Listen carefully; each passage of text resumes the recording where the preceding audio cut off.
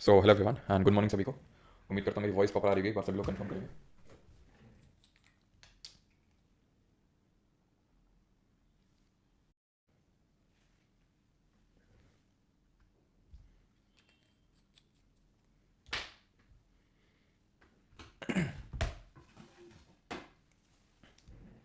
Robotic voice तो नहीं आ रही आज, एक बार कंफर्म करना।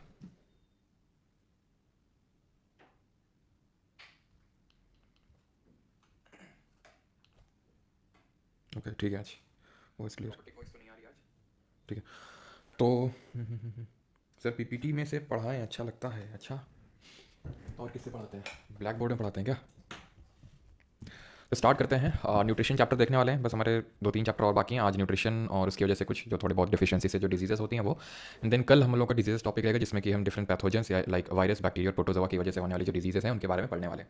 ये लेक्चर जो है आपको वैसे भी ना सिर्फ एग्जाम पर्सपेक्टिव से बल्कि आपकी हेल्थ पर्सपेक्टिव से भी देखना चाहिए, जो कि बहुत इंपॉर्टेंट है एक हेल्दी लाइफस्टाइल रखने के लिए, एक हेल्दी जीवन जीने के लिए, एक हैप्पी है ना, हैप्पी हैप्पी सा लाइफ जीने के लिए। चलो तो स्टार्ट करते हैं लेक्चर नंबर 11। और न्यूट्रिशन हम सबसे पहले देखेंगे एनिमल्स में, उसके बाद देखेंगे प्लांट्स में, और उसके बाद करेंगे क्वेश्चंस जो कि आपके डिफरेंट एग्जाम में पूछे गए, चाहे वो यूपीएससी के डिफरेंट एग्जाम हो, सीडीएस इंडिया वगैरह, या फिर जो हमारा एसएससी के एग्जाम है उसमें। तो सबसे पहले तो ध्यान रखो कि न्यूट्रिएंट्स को हम दो कैटेगरी में डिवाइड करते हैं, चाहे हम एनिमल्स में पढ़ें चाहे प्लांट्स में पढ़ें। एक को बोलते हैं मैक्रो न्यूट्रिएंट और एक को बोलते हैं माइक्रो न्यूट्रिएंट। किस बेसिस पे बोलते हैं, क्या आधार है बोलने का? तो मैक्रो न्यूट्रिएंट वो न्यूट्रिएंट्स होते हैं जो हमें are needed in large quantities, are needed in large quantities, यानी कि हमें बहुत ज़्यादा मात्रा में चाहिए। ये आप ऐसे समझ लो ग्राम्स में चाहिए, ठीक है। और माइक्रो न्यूट्रिएंट्स जो होते हैं are needed in small quantities, लेकिन नीडेड तो है, are needed in small quantities, जैसे मिलीग्राम्स में चाहिए, ठीक है। मैक्रो न्यूट्रिएंट में आते हैं कार्बोहाइड्रेट, फैट, प्रोटीन, और माइक्रो न्यूट्रिएंट में आते हैं विटामिन्स और मिनरल्स। सबका अपना अपना कोई रोल है, कुछ ना कुछ कोई काम कर रहा है, कोई एनर्जी दे रहा है, कोई ग्रोथ दे रहा है, कोई हमारे हेयर्स को अच्छा कर रहा है, कोई नेल्स को अच्छा कर रहा है, कोई अंदर अंदर ऐसे छोटे छोटे सिस्टम से वर्क कर रहा है जितने माइन्यूट लेवल पे हम सोच भी नहीं सकते हैं। जो छोटे लेवल पे जो सिस्टम पे चीज़ें काम करती हैं वो खासकर हमारे विटामिन्स और मिनरल्स करते हैं। वो भी हम देखेंगे कैसे, लेकिन एक एक करके। सबसे पहले मैक्रो न्यूट्रिएंट्स पढ़ेंगे, उसके बाद माइक्रो न्यूट्रिएंट्स पढ़ने वाले हैं, ठीक है। तो अगर मैक्रो न्यूट्रिएंट्स की बात करें, जैसे मैंने बताया, इसमें 3 चीज़ें हमें पढ़नी है, कार्बोहाइड्रेट, फैट यानी वसा, और प्रोटीन। क्लियर है? अब जो हमारे कार्बोहाइड्रेट होते हैं और फैट होते हैं, ये मिलकर हमें देते हैं एनर्जी। बेसिक चीज़, कार्बोहाइड्रेट और फैट मिलकर हमें देते हैं एनर्जी।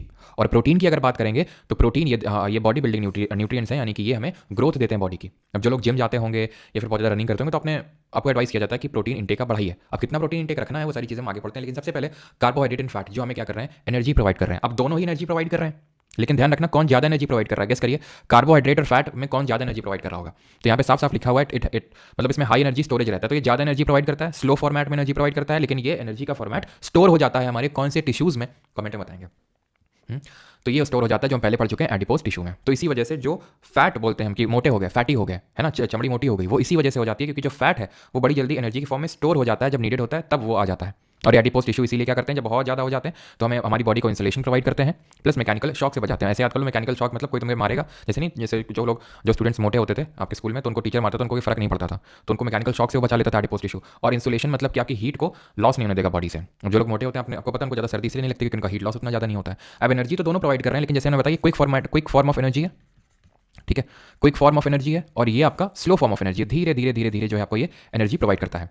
अब एनर्जी में अगर हम बात करें कितना एनर्जी प्रोवाइड करता है, तो जो कार्बोहाइड्रेट है उसका 1 ग्राम लोगे ना आप, तो 1 ग्राम में आपको लगभग 4 किलो कैलोरी आपको जो है देखने को मिलेगा एनर्जी। वहीं फैट में ले लोगे तो फैट का जो 1 ग्राम है वो रफली 9.4 किलो कैलोरीज आपको जो है एनर्जी प्रोवाइड कर देगा, यानी कि ऑलमोस्ट डबल अगर हम देखें तो फैट एनर्जी प्रोवाइड कर रहा है। But it is not an instant source of energy and also it is a stored form of energy. तो इसलिए अगर ज़्यादा अमाउंट में लेंगे तो ये हमारे ना तो सिर्फ स्किन में बल्कि स्टोर होगा, बल्कि धीरे धीरे धीरे जो हमारी आर्टरीज वगैरह हैं उनमें भी, जो कि हमने सर्कुलेटरी सिस्टम में पढ़ा था क्या आर्टरीज होती हैं, तो इनमें क्लॉग होने लगेगा और धीरे धीरे ये हमें डिफरेंट डिजीजेस बनाने लगता है अगर हम बहुत ज़्यादा मात्रा में लेते हैं। तो कार्बोहाइड्रेट्स को हम शुगर के नाम से भी जानते हैं, शुगर भी बोलते हैं इसको, ठीक है। ये 2 फॉर्मेट का होता है, 2 तरह का होता है, तो सिंपल और एक कॉम्प्लेक्स। सिंपल वाले को बोलते हैं मोनोसैकेराइड, जो सिर्फ एक मॉलिक्यूल ऑफ शुगर से बना हुआ है, जैसे एग्जाम्पल के तौर पे ग्लूकोज, फ्रक्टोज एंड गैलेक्टोज, ये हमारे मोनोसैकेराइड है, यानी कि सिंपल फॉर्मेट ऑफ कार्बोहाइड्रेट्स हैं। अगर इनको पानी में डिसॉल्व करेंगे तो हमें बहुत सारी ऐसी शुगर की यूनिट्स नहीं मिलेंगी क्योंकि सिर्फ एक ही यूनिट का बना हुआ होता है, इसलिए इसको हम मोनोसैकेराइड बोलते हैं।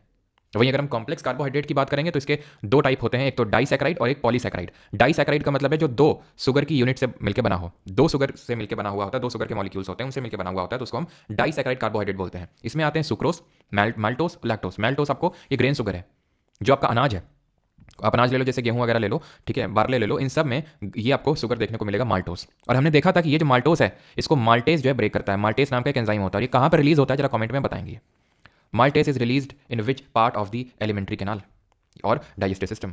पॉलीसैकेराइड क्या है? ये एक नहीं, दो नहीं, बल्कि मल्टीपल, दो से भी जो ज़्यादा शुगर की यूनिट से मिलकर बना हुआ होता है उसको हम पॉलीसैकेराइड बोलते हैं। जैसे ग्लाइकोजन हमारे सेल्स में जो स्टोर होता है, जो हम खाना खाते हैं तो वो ग्लाइकोजन के रूप में स्टोर होता है। ऐसे प्लांट में वो स्टार्च के रूप में स्टोर होता है, ठीक है। एंड सेल्यूलोज आपको पता है कि जो हमारी सेल, जो प्लांट सेल की सेल वॉल होती है वो सेल्यूलोज की बनी होती है। और ये कहाँ पर रिलीज होता है? ये आपका रिलीज होता है स्मॉल इंटेस्टाइन में, जो छोटी आंत होती है वहां पर रिलीज होता है आपका ये जो माल्टेस एंजाइम है। क्लियर इतनी चीज़? यहाँ तक किसी कोई डाउट तो नहीं है?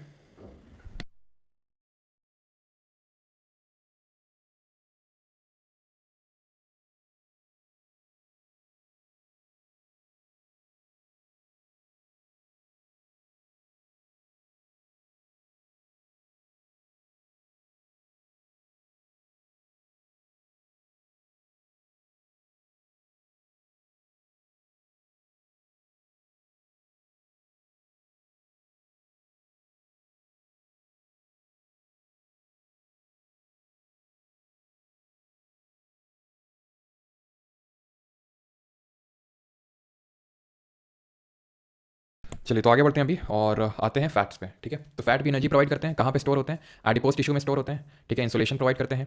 फैट दो तरह के होते हैं, सैचुरेटेड और अनसैचुरेटेड, ठीक है। They are not easily digested as the molecules are tightly packed together and they have higher melting point. वहीं जो अनसैचुरेटेड फैट्स होते हैं वो आपके इजीली डाइजेस्ट हो जाते हैं थोड़े से।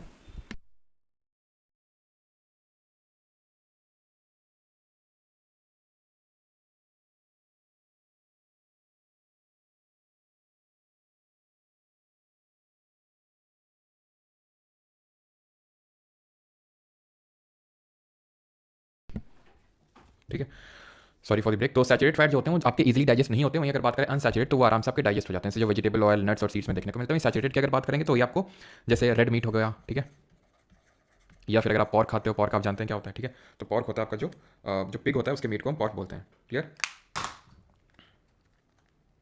और ट्रांस फैट क्या चीज़ होती है? तो ट्रांस फैट ध्यान रखिएगा, ट्रांस फैट जैसा कि यहाँ पे आप देख पा रहे हैं लाइन लिखी हुई है, it is a type of saturated fat that occurs naturally और आर्टिफिशियल इन फूड्स। तो आप चिप्स में जो देखते हैं फैट वो ट्रांस फैट ही होता है एक्चुअल में। एक सेकंड रुकिएगा।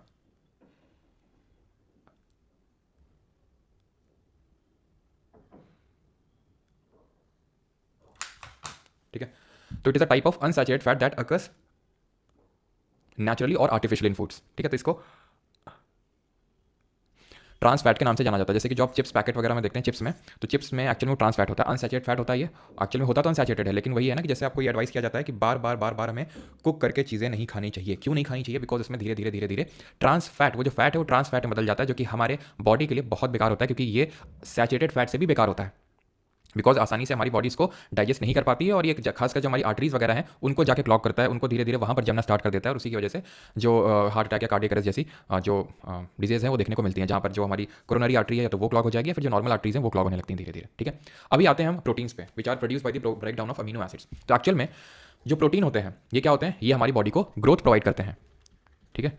खासकर जब हमारी ग्रोइंग स्टेज होती है, जब हम अपने आप ये हो सकते हो टीनेज में होते हैं, तो प्रोटीन की रिक्वायरमेंट ज़्यादा होती है। वैसे नॉर्मल अगर मैं बात करूँ, ज़्यादा इन द सेंस क्योंकि जो हमारी इंडियन डाइट होती है वो प्रोटीन में बहुत ही डेफिशिएंट होती है। अगर मैं प्रोटीन इंटेक की बात करूँ कितना रिक्वायर्ड होता है, how much protein is required, तो रिक्वायरमेंट होती है जितना बॉडी वेट है आपका, ठीक है। यानी कि आप ऐसे समझ लो कि अगर 60 किलो आपका वेट है, 60 kg, तो आपको जो प्रोटीन की रिक्वायरमेंट है वो होगी आपकी 60 ग्राम। यानी हर एक kg ऑफ वेट के लिए, of your body weight, you need every gram of protein.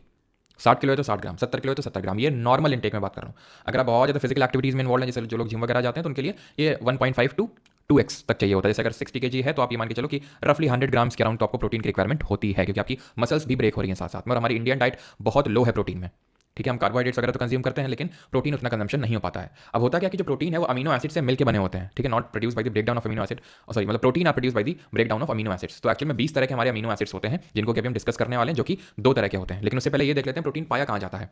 तो प्रोटीन पाया जाता है जो एग वाइट होता है। एग में 2 पार्ट होते हैं, एक तो बाहर का जो व्हाइटिश पार्ट होता है, और एक अंदर का यॉक होता है जो येलोइश पार्ट होता है। तो यॉक में आपका फैट, विटामिन वगैरह एंड कोलेस्ट्रॉल वगैरह देखने को मिलता है, गुड कोलेस्ट्रॉल, ठीक है, नॉट दी बैड वन। आप ये मत सोचिए कि जो येलो पार्ट होता है एग का वो काफ़ी बेकार होता है, बेकार नहीं होता है, उसमें गुड कोलेस्ट्रॉल होता है। और जो एग का व्हाइट पार्ट होता है इसमें प्रोटीन होता है मेनली, ठीक है।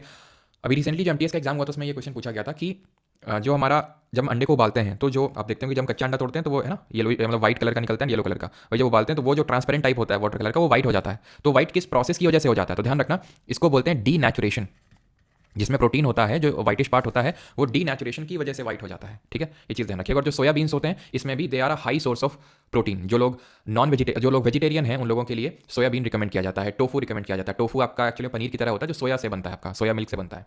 जैसे नॉर्मल मिल्क से आपका बनता है क्या बोलते हैं उसको, नॉर्मल मिल्क से तो पनीर बनता है। ठीक है, लेकिन कुछ लोग होते हैं जो अल्ट्रा वेजिटेरियंस होते हैं, उनको क्या बोलते हैं, जो लोग अल्ट्रा वेजिटेरियन होते हैं, वीगन। वीगन मतलब का होता है कि वो सिर्फ प्लांट बेस्ड डाइट ही लेंगे, वो एनिमल बेस्ड डाइट कुछ नहीं लेंगे, यानी वो मिल्क भी कंज्यूम नहीं करते हैं। वेजिटेरियन तो क्या है कि वे मिल्क तो कंज्यूम कर लेते हैं, लेकिन जो वीगन होते हैं मिल्क और कर्ड दही वगैरह कुछ नहीं कंज्यूम करते, तो उनके लिए फिर पनीर की जगह वो सोया मिल्क से जो बना होता है टोफू, उसको खाते हैं। ठीक है, सोयाबीन हो गया, आपकी पल्सेज हो गई। ठीक है, ये सोर्सेज होते हैं। वैसे अगर मैं नॉनवेज में जाऊँ तो आपका जो चिकन ब्रेस्ट होता है, ठीक है, चिकन हो गया, ठीक है, फिश हो गई, they are a rich source of protein. अब 20 तरह के जो अमीनो एसिड से मिलकर हमारे प्रोटीन बनते हैं, उनको हम दो कैटेगरी में क्लासीफाई करते हैं। एक को बोलते हैं एसेंशियल प्रोटीन और एक को बोलते हैं नॉन एसेंशियल प्रोटीन। और सर नॉन सिंथेसाइज करने में कैपेबल है, बोलते हैं नॉन एसेंशियल प्रोटीन और sir non essential amino acids. जो एसेंशियल अमीनो एसिड्स होते हैं ये हमारी बॉडी खुद से सिंथेसाइज नहीं कर सकती है, जो नॉन एसेंशियल है वो हमारी बॉडी खुद से सिंथेसाइज करने में कैपेबल है। एग्जाम्पल के तौर पर alanine, aspartic acid, asparagine, glutamic acid और सेरीन। और नॉन एसेंशियल टोटल कितने हुए ये? हाँ, सारे तो नहीं लिखे हैं इसमें, खैर कोई नहीं। ये आपके जो एसेंशियल अमीनो एसिड्स, इसको ध्यान में रखिएगा। ठीक है, 3, 3, 6 and 3, 9, total 9 essential amino acids होते हैं और 11 नॉन एसेंशियल अमीनो एसिड होते हैं, जो कि यहाँ पर सिर्फ 5 ही लिखे हैं एग्जाम्पल के तौर पे, लेकिन आपको रटने नहीं है। एसेंशियल वाले एक बार देख लीजिए, जैसे histidine, isoleucine, leucine, lysine, methionine, phenyl alanine, threonine, tryptophan and valine. तो ये 9 अगर आप अच्छे से थोड़ा सा देख लेंगे तो इसके अलावा अगर कोई भी आएगा तो आपका नॉन एसेंशियल हो जाएगा। क्वेश्चन बहुत रिपीटेटिवली तो नहीं आता है पूछने के लिए, लेकिन हाँ कभी कभी पूछा गया है इस टॉपिक पे क्वेश्चन कि इसमें से कौन एसेंशियल है कौन नॉन एसेंशियल है। तो आप एसेंशियल वाले देख लीजिए, जो बाकी के बच जाएंगे वो नॉन एसेंशियल हो जाएंगे। ठीक है, हिस्टिडीन, ल्यूसीन, आइसोल्यूसिन, लाइसिन, ये तो तीनों एकदम है ना सिमिलर नेम के लग रहे हैं, ल्यूसीन, आइसोल्यूसिन और lysine. Methionine, phenyl alanine, threonine, tryptophan, valine और स्टिडीन। 5-6 बार बार रिपीट करेंगे बोल बोल के, तो अपने आप आपको रटेगा नहीं, लेकिन हाँ आपको समझ में आ जाएगा, देखते आप रिकॉल कर लेंगे कि एसेंशियल है कि नॉन एसेंशियल है। क्लियर है, एसेंशियल वाले हमारी बॉडी खुद से सिंथेसाइज नहीं कर पाती है, नॉन एसेंशियल वाले वो बॉडी हमारी सिंथेसाइज कर लेती है खुद से। ये क्या है, ये है आपका कोलेजन, जो एक तरह का प्रोटीन होता है जो कि हमारे जो बॉडी को स्ट्रक्चरल सपोर्ट प्रोवाइड करता है। तो जहाँ जहाँ हमारी बॉडी में एक्स्ट्रा सेलुलर स्पेस होती है, एक्स्ट्रा सेलुलर स्पेस कहाँ होती है, तो सर ये आपको स्किन में देखने को मिलेगी। ठीक है, जो हमारे बोन्स के जॉइंट होते हैं, बोन जॉइंट्स होते हैं, वहाँ पे देखने को मिलेगी। तो ये कोलेजन जो है, ये कोलेजन आपका वहाँ पाया जाता है। ये आप ये समझ लीजिए बॉडी का मोस्ट अबंडेंट प्रोटीन है ये। जैसे डीएनए का डबल हेलिकल स्ट्रक्चर होता है, वैसे कोलेजन के पास इसका ट्रिपल हेलिकल स्ट्रक्चर, फिर ट्रिपल हेलिक्स होता है। इसकी डिस्कवरी किसने करी थी ट्रिपल हेलिकल स्ट्रक्चर की, तो ध्यान रखिएगा, जी एन रामचंद्रन जी ने इसकी डिस्कवरी करी थी, triple helical structure of collagen की। दिख रहा होगा आपको यहाँ पे triple helical structure of collagen. अब ये जो होता है कोलेजन, जैसे मैंने बताया स्किन में, तो अगर आप कि अगर मान लेते हैं कि ग्लोइंग स्किन नहीं है और अगर आप बहुत मतलब ठीक ठाक मात्रा में कोलेजन सप्लीमेंट्स लेते हैं तो आपकी स्किन काफ़ी ठीक हो जाती है। मतलब डिफरेंट टाइप के कोलेजन्स होते हैं, collagen type A, type B, इस तरह से होते हैं। टाइप ए टाइप बी नहीं, टाइप 1 टाइप 2 इस तरह से होते हैं। कुछ होते हैं आई थिंक टाइप जो 1 और 3 होते हैं वो स्किन को बेनिफिट करते हैं, टाइप 2 जो होते हैं बोन जॉइंट्स को वो करते हैं। कोलेजन के डिफरेंट सोर्सेज होते हैं। ठीक है, कोलेजन पाउडर और ये सब के फॉर्म में मतलब काफ़ी बेचा जाता है, पाउडर के फॉर्म में, पिल्स के फॉर्म में। ठीक है, लेकिन पाउडर के फॉर्म में ज़्यादा रिकमेंड किया जाता है क्योंकि कोलेजन लेना और उसको सिंथेसाइज करना दोनों इंपॉर्टेंट है, और इसके सिंथेसिस के लिए हमें विटामिन लगते हैं। कौन सा विटामिन लगता है मेजरली, विटामिन सी। ये कोलेजन को सिंथेसाइज करने के लिए बहुत इंपॉर्टेंट होता है। ठीक है, तो इतनी चीज़ क्लियर है कि किसने इन्वेंट किया था, और एक्चुअल में ये काइंड ऑफ जहाँ हमारे कनेक्टिव टिश्यू होते हैं, ठीक है, उनकी जो एक्स्ट्रा सेलुलर स्पेसेस हैं उनको फिल करता है ये। जो हमारे एसेंशियल अमीनो एसिड्स हैं, जैसे फॉर एग्जांपल यहाँ पर हमने देखा लाइसिन, ये इसके सिंथेसिस के लिए काफ़ी एक इंपॉर्टेंट रोल प्ले करता है। लाइसिन हो गया और ल्यूसिन हो गया, ये कोलेजन के सिंथेसिस के लिए काफ़ी इंपॉर्टेंट रोल प्ले करते हैं। इसमें ये आपको एसेंशियल अमीनो एसिड्स देखने को मिलते हैं कोलेजन में। क्लियर है कोलेजन के बारे में। ऐसे ही हमारे और भी डिफरेंट प्रोटीन्स हमारे बॉडी में बनते हैं। जैसे फॉर एग्जांपल अगर मैं आपको बताऊं तो जो हमारी लिवर है, ठीक है, लिवर ये अपना प्रोटीन बनाती है, मैंने आपको बताया भी होगा एल्बुमिन करके। एल्बुमिन हमारे प्रोटीन के और भी बहुत सारे, अगर मैं बात करूं जैसे सोर्सेस कि किस चीज़ में कौन सा प्रोटीन पाया जाता है, तो जैसे मिल्क हो गया हमारा दूध, इसमें कौन सा प्रोटीन होता है, तो इसमें कैसीन होता है। इसी तरह जो हमारे हेयर्स होते हैं, हेयर हो गए, नेल्स हो गए, इनमें भी प्रोटीन होता है। क्या कौन सा प्रोटीन होता है, इनमें केराटिन होता है। ठीक है, ऐसे ही जो हमारा राइस हो गया, चावल, उसमें आपके ग्लूटेलिन देखने को मिलेगा, ग्लूटेलिन एल्बुमिन भी इसमें देखने को मिलेगा आपको। ठीक है, और ग्रेन्स में कौन सा होता है, ग्रेन्स में आपने सुना होगा बहुत लोग कि ग्लूटेन एलर्जी है उनको। ग्रेन्स मतलब, ग्रेन्स का मतलब यहाँ पे है जैसे कि गेहूं दैट इज व्हीट हो गया, बार्ले हो गया, ये सब आएंगे आपके ग्रेन्स में। तो इनमें ग्लूटेन प्रोटीन होता है। काफ़ी लोगों को होता है ग्लूटेन से एलर्जी, जब वो खाते हैं रोटी वगैरह तो काइंड ऑफ उनको लीकी गट का प्रॉब्लम हो जाता है। Leaky gut in the sense कि खाना खाया और उनको तुरंत स्टूल पास होने लगते हैं खाना खाते ही, यानी उनका जो इंटेस्टाइन है वो उसको तुरंत निकाले दे रहा है, उसको एब्जॉर्ब ही नहीं कर रहा है, तो उनको ग्लूटेन फिर रेजिस्टेंट जो डाइट वगैरह होती है, ग्लूटेन फ्री डाइट, वो उनको दिया जाता है। ठीक है, तो ये चीज़ आई होप आपको क्लियर हुई होगी। जितना चीज़ें आपको एग्जाम में पढ़ने की जरूरत मतलब पूछी जाएंगी वो हमें सिर्फ पढ़ने की जरूरत है यहाँ पे। आगे अगर हम बात करें, दो डिजीज होती हैं क्वाशॉर्कर और मेरास्मस, जो छोटे बच्चों में देखने को मिलती है। एक्चुअल में जो क्वाशॉर्कर होती है जिसमें कि स्टंटेड ग्रोथ हो जाती है, तो ये प्रोटीन की डेफिशिएंसी की वजह से होती है। ये प्रोटीन डेफिशिएंसी की वजह से होती है। अगर प्रोटीन की कमी हो जाएगी बॉडी में तो आपको क्वाशॉर्कर हो जाएगा। अब इसमें होता यह है कि कन्फ्यूजन होता है कि भाई जैसे मेरास्मस है, मुझे ग्लूटेन, सर कोलेजन का नेचुरल सोर्सेज क्या है, ज़मीन तस्मीन, हाँ, और थोड़ा सा हंसते हुए इमोजी है भाई। ग्लूटेन एलर्जी बस अमीरों को होती है, मिडिल क्लास लोअर क्लास का। अच्छा अच्छा, तो भाई कोलाजन, हाँ मैं समझ गया कोलाजन की जरूरत क्यों पड़ रही होगी अभी, है ना, अच्छी स्किन के लिए। और अच्छी स्किन नहीं, अच्छे हेयर्स भी हो जाते हैं, अच्छे अच्छे नेल्स वगैरह भी। तो नेचुरल सोर्सेज तो आपके जो खासकर जो फ्रूट्स होते हैं ना, जैसे खासकर ऑरेंजेस वगैरह हो गए, उनमें ये नेचुरल सोर्सेज होते हैं। आप देख सकते हो, मैं डॉक्टर तो नहीं हूँ लेकिन हाँ यही होते हैं जो फ्रूट्स वगैरह होते हैं, इसी में आपको देखने को मिलता है कोलाजन वगैरह। तो आपके जैसे, और जो ग्रीन लीफी वेजिटेबल्स हैं उनमें भी कोलाजन होता है। ठीक है, पाउडर वगैरह में क्या होता है कि तुरंत पूरा वही कोलाजन होता है, लेकिन वो पाउडर भी आजकल वो अजीब तरीके के आते हैं, वो बीफ से बना हुआ काफ़ी, मतलब बीफ का जो होता है ना, जो गाय का जो आपको पता होगा मीट होता है, तो उसके बने हुए काफ़ी ज़्यादा चलते हैं। लेकिन हाँ वेजिटेरियन सोर्सेज भी आते हैं, लेकिन नेचुरल सोर्सेज ज़्यादा प्रेफर करनी चाहिए हमें रादर दैन पाउडर। वैसे कोई साइड इफेक्ट तो नहीं होता है इसका, लेकिन फिर भी नेचुरल सोर्सेज प्रेफर करनी चाहिए। ठीक है, और बाकी ग्लूटेन अमीरों को प्रॉब्लम होती है, इस पर तो मैं कमेंट नहीं करना चाहूँगा। मेरास्मस की अगर बात करेंगे तो it is a kind of overall nutrition deficiency, मतलब कि ओवरऑल इन द सेंस कि कार्बोहाइड्रेट, फैट, न्यूट्रिशन देख सकते हैं। मेरास्मस ये थोड़ा कुछ ज़्यादा ही मेरास्मस लग रहा है, मेरास्मस 3.0 टाइप लग रहा है। ठीक है, तो खैर डरना वरना नहीं है आपने। एक्चुअल में मेरास्मस आपको देखने को मिलेगा, आप देखो अगर अफ्रीकन कंट्रीज़ में, है ना, क्योंकि अफ्रीकन कंट्रीज़ में आपको पता है बहुत ज़्यादा इसकी प्रॉब्लम रहती है कि प्रॉपर न्यूट्रिशनल डाइट बच्चों को नहीं मिल पा रही है, लो कैलोरी इंटेक है। लो कैलोरी इंटेक की वजह से क्या है कि कार्बोहाइड्रेट, फैट, प्रोटीन, इन सब की कमी हो जाती है। ठीक है, तो ध्यान रखना ये है ओवरऑल न्यूट्रिशन डेफिशिएंसी। और क्वाशॉर्कर क्या है? क्वाशॉर्कर है प्रोटीन डेफिशिएंसी। अब आएंगे माइक्रोन्यूट्रिएंट पे। माइक्रोन्यूट्रिएंट हमने पढ़ लिया है, जो ज़्यादा क्वांटिटी में चाहिए। तीन तरह के होते हैं, carbohydrate, fat and protein. Carbohydrate, fat, energy, protein, growth. Carbohydrate हमें 4 किलो कैलोरी एनर्जी दे रहा था 1 ग्राम, लेकिन वहीं पे उसका डबल दे रहा था हमें फैट। कार्बोहाइड्रेट तुरंत एनर्जी देता है और फैट धीरे धीरे देता है। कार्बोहाइड्रेट जो है काइंड ऑफ हमारी शुगर होती है, मोनोसेक्राइड, एंड मतलब सिंपल है एकदम। मोनोसेक्राइड कॉम्प्लेक्स में आते हैं डाई और पॉली। डाई मतलब दो मोनोसेक्राइड यूनिट से मिलकर बना हुआ है, पॉली का मतलब है दो से ज़्यादा आपकी शुगर की या फिर ग्लूकोज की यूनिट से मिलकर बना हुआ है।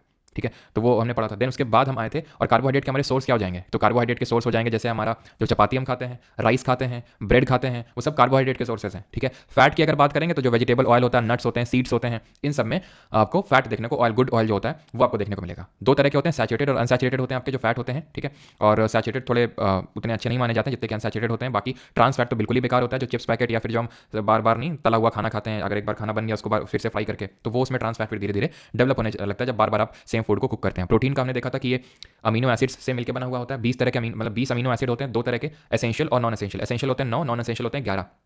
ठीक है, फिर मैं कोलेजन के बारे में कुछ चीज़ें थोड़ी सी पढ़ी, एंड देन उसकी प्रोटीन की डेफिशिएंसी की वजह से क्वाशॉर्कर, और ओवरऑल अगर कैलोरी इंटेक का में ओवरऑल न्यूट्रिशन की डेफिशिएंसी है तो मेरास्मस डिजीज होती है। अब आते हैं माइक्रोन्यूट्रिएंट पे। सबसे पहले पढ़ेंगे विटामिन्स के बारे में। तो विटामिन्स में सबसे पहले आपने देखा होगा अगर ध्यान से, तो कैसमीर फंक ने ये नाम दिया था 1912 में, who coined the term vitamin. और इनको फादर ऑफ विटामिन के नाम से भी हम जानते हैं इसीलिए, बिकॉज इन्होंने सबसे पहले विटामिन्स की डिस्कवरी करना स्टार्ट किया था, और इन्होंने बताया था कि किस तरह से हम काफ़ी सारी डिजीजेस को विटामिन की जो डेफिशिएंसी है उसको फुलफिल करके हम उनको ठीक कर सकते हैं। तो विटामिन्स का नामकरण किसने किया था? It was done by Casimir Funk in the year 1912। Alright, अब विटामिन्स को on the basis of solubility हम दो कैटेगरी में डिवाइड करते हैं कि वो सॉल्युबल किस चीज़ में है। सर फेस रिवील क्यों नहीं करते हैं? 2012 के ठीक, तो 19 ठीक है 1912 में हुआ था। दो तरह के होते हैं, तो जो वो पानी में घुल जाते हैं वाटर सोल्यूबल, और दूसरे जो फैट में सोल्यूबल होते हैं, पानी में बड़ी घुलनशील होते हैं। ठीक है, तो वाटर सोल्यूबल होते हैं बी एंड सी। इनको हमारी बॉडी बड़ी आसानी से सिंथेसाइज कर लेती है, बड़ी आसानी से एब्जॉर्ब कर लेती है, और ये हमें बहुत ज़्यादा इम्यूनिटी इसीलिए प्रोवाइड करते हैं। कौन? वाटर जो सोल्यूबल विटामिन्स होते हैं। वहीं अगर हम बात करें फैट सोल्यूबल विटामिन्स की, तो इसमें आते हैं कीड़ा। कीड़ा मतलब विटामिन के, vitamin E, vitamin D and vitamin A. कीड़ा इन शॉर्ट भी इनको हम बोलते हैं। ठीक है, तो ये बीसी है ना, जो आप अपने दोस्तों के साथ ज़्यादा वर्ड यूज़ करते रहते होंगे आजकल, तो कुछ ज़्यादा ही चलता है वर्ड। तो ये आपका वाटर सोल्यूबल है बी एंड सी, और फैट में सोल्यूबल है के ई डी ए। हमें क्या पढ़ना होता है? हमें तीन चीज़ें पढ़नी होती हैं, इनका साइंटिफिक नेम, इनकी डेफिशिएंसी से होने वाली डिजीज, और इनका प्राइमरी सोर्स। तीन चीज़ें पढ़नी होती है सिर्फ हमें, इसमें ज़्यादा कुछ नहीं। तो विटामिन कितने होते हैं? ए, ठीक है, बी, सी। ठीक है, अब अलग अलग इस तरह से लिखे हुए हैं क्योंकि ये कीड़ा है। ठीक है, फैट सोल्यूबल, और ये आपके बी सी लिखे हुए हैं। ठीक है, ए, बी, सी, डी, और उसके बाद सीधा के है। ई, एफ, जी, एच, आई, जे क्यों नहीं है? वो इसलिए नहीं है एक्चुअली में, वो देखेंगे क्यों नहीं है, बीच में एफ, जी, एच, आई के बाद सीधा के क्यों आ गया, है ना। खैर, तो विटामिन ए की अगर हम बात करें तो इसका केमिकल नेम है रेटिनॉल। ठीक है, रेटिनॉल। अब ये चीज़ आपको रटनी पड़ेगी, लेकिन हम थोड़ा सा इसको समझ सकते हैं। जैसे अभी हम पढ़ेंगे कि विटामिन ए की डेफिशिएंसी से जो होने वाली डिजीज़ है उनमें से एक ज़ेरोप्थैल्मिया है, एक नाइट ब्लाइंडनेस भी है। ठीक है, नाइट ब्लाइंडनेस है, जब आपको रात में नहीं दिखता है तो उसको हम बोलते हैं क्या? Night blindness. अब इसको ऐसे रिलेट कर सकते हैं कि रात में नहीं दिखता इसलिए रेटिनॉल, रात में नहीं दिखता इसलिए रेटिनॉल। ठीक है, या फिर रात में नहीं दिखता, आपकी आंखें इंपैक्ट होती हैं। ठीक है, आपकी आंखें इंपैक्ट होती हैं, तो ऐसे याद कर सकते हैं कि भाई रेटिना होता है आंखों में, रेटिना में इमेज बनती है, तो आपका रेटिना में इमेज बनना बंद हो जाती है, ऐसे करके इसको रिलेट कर सकते हैं रेटिनॉल।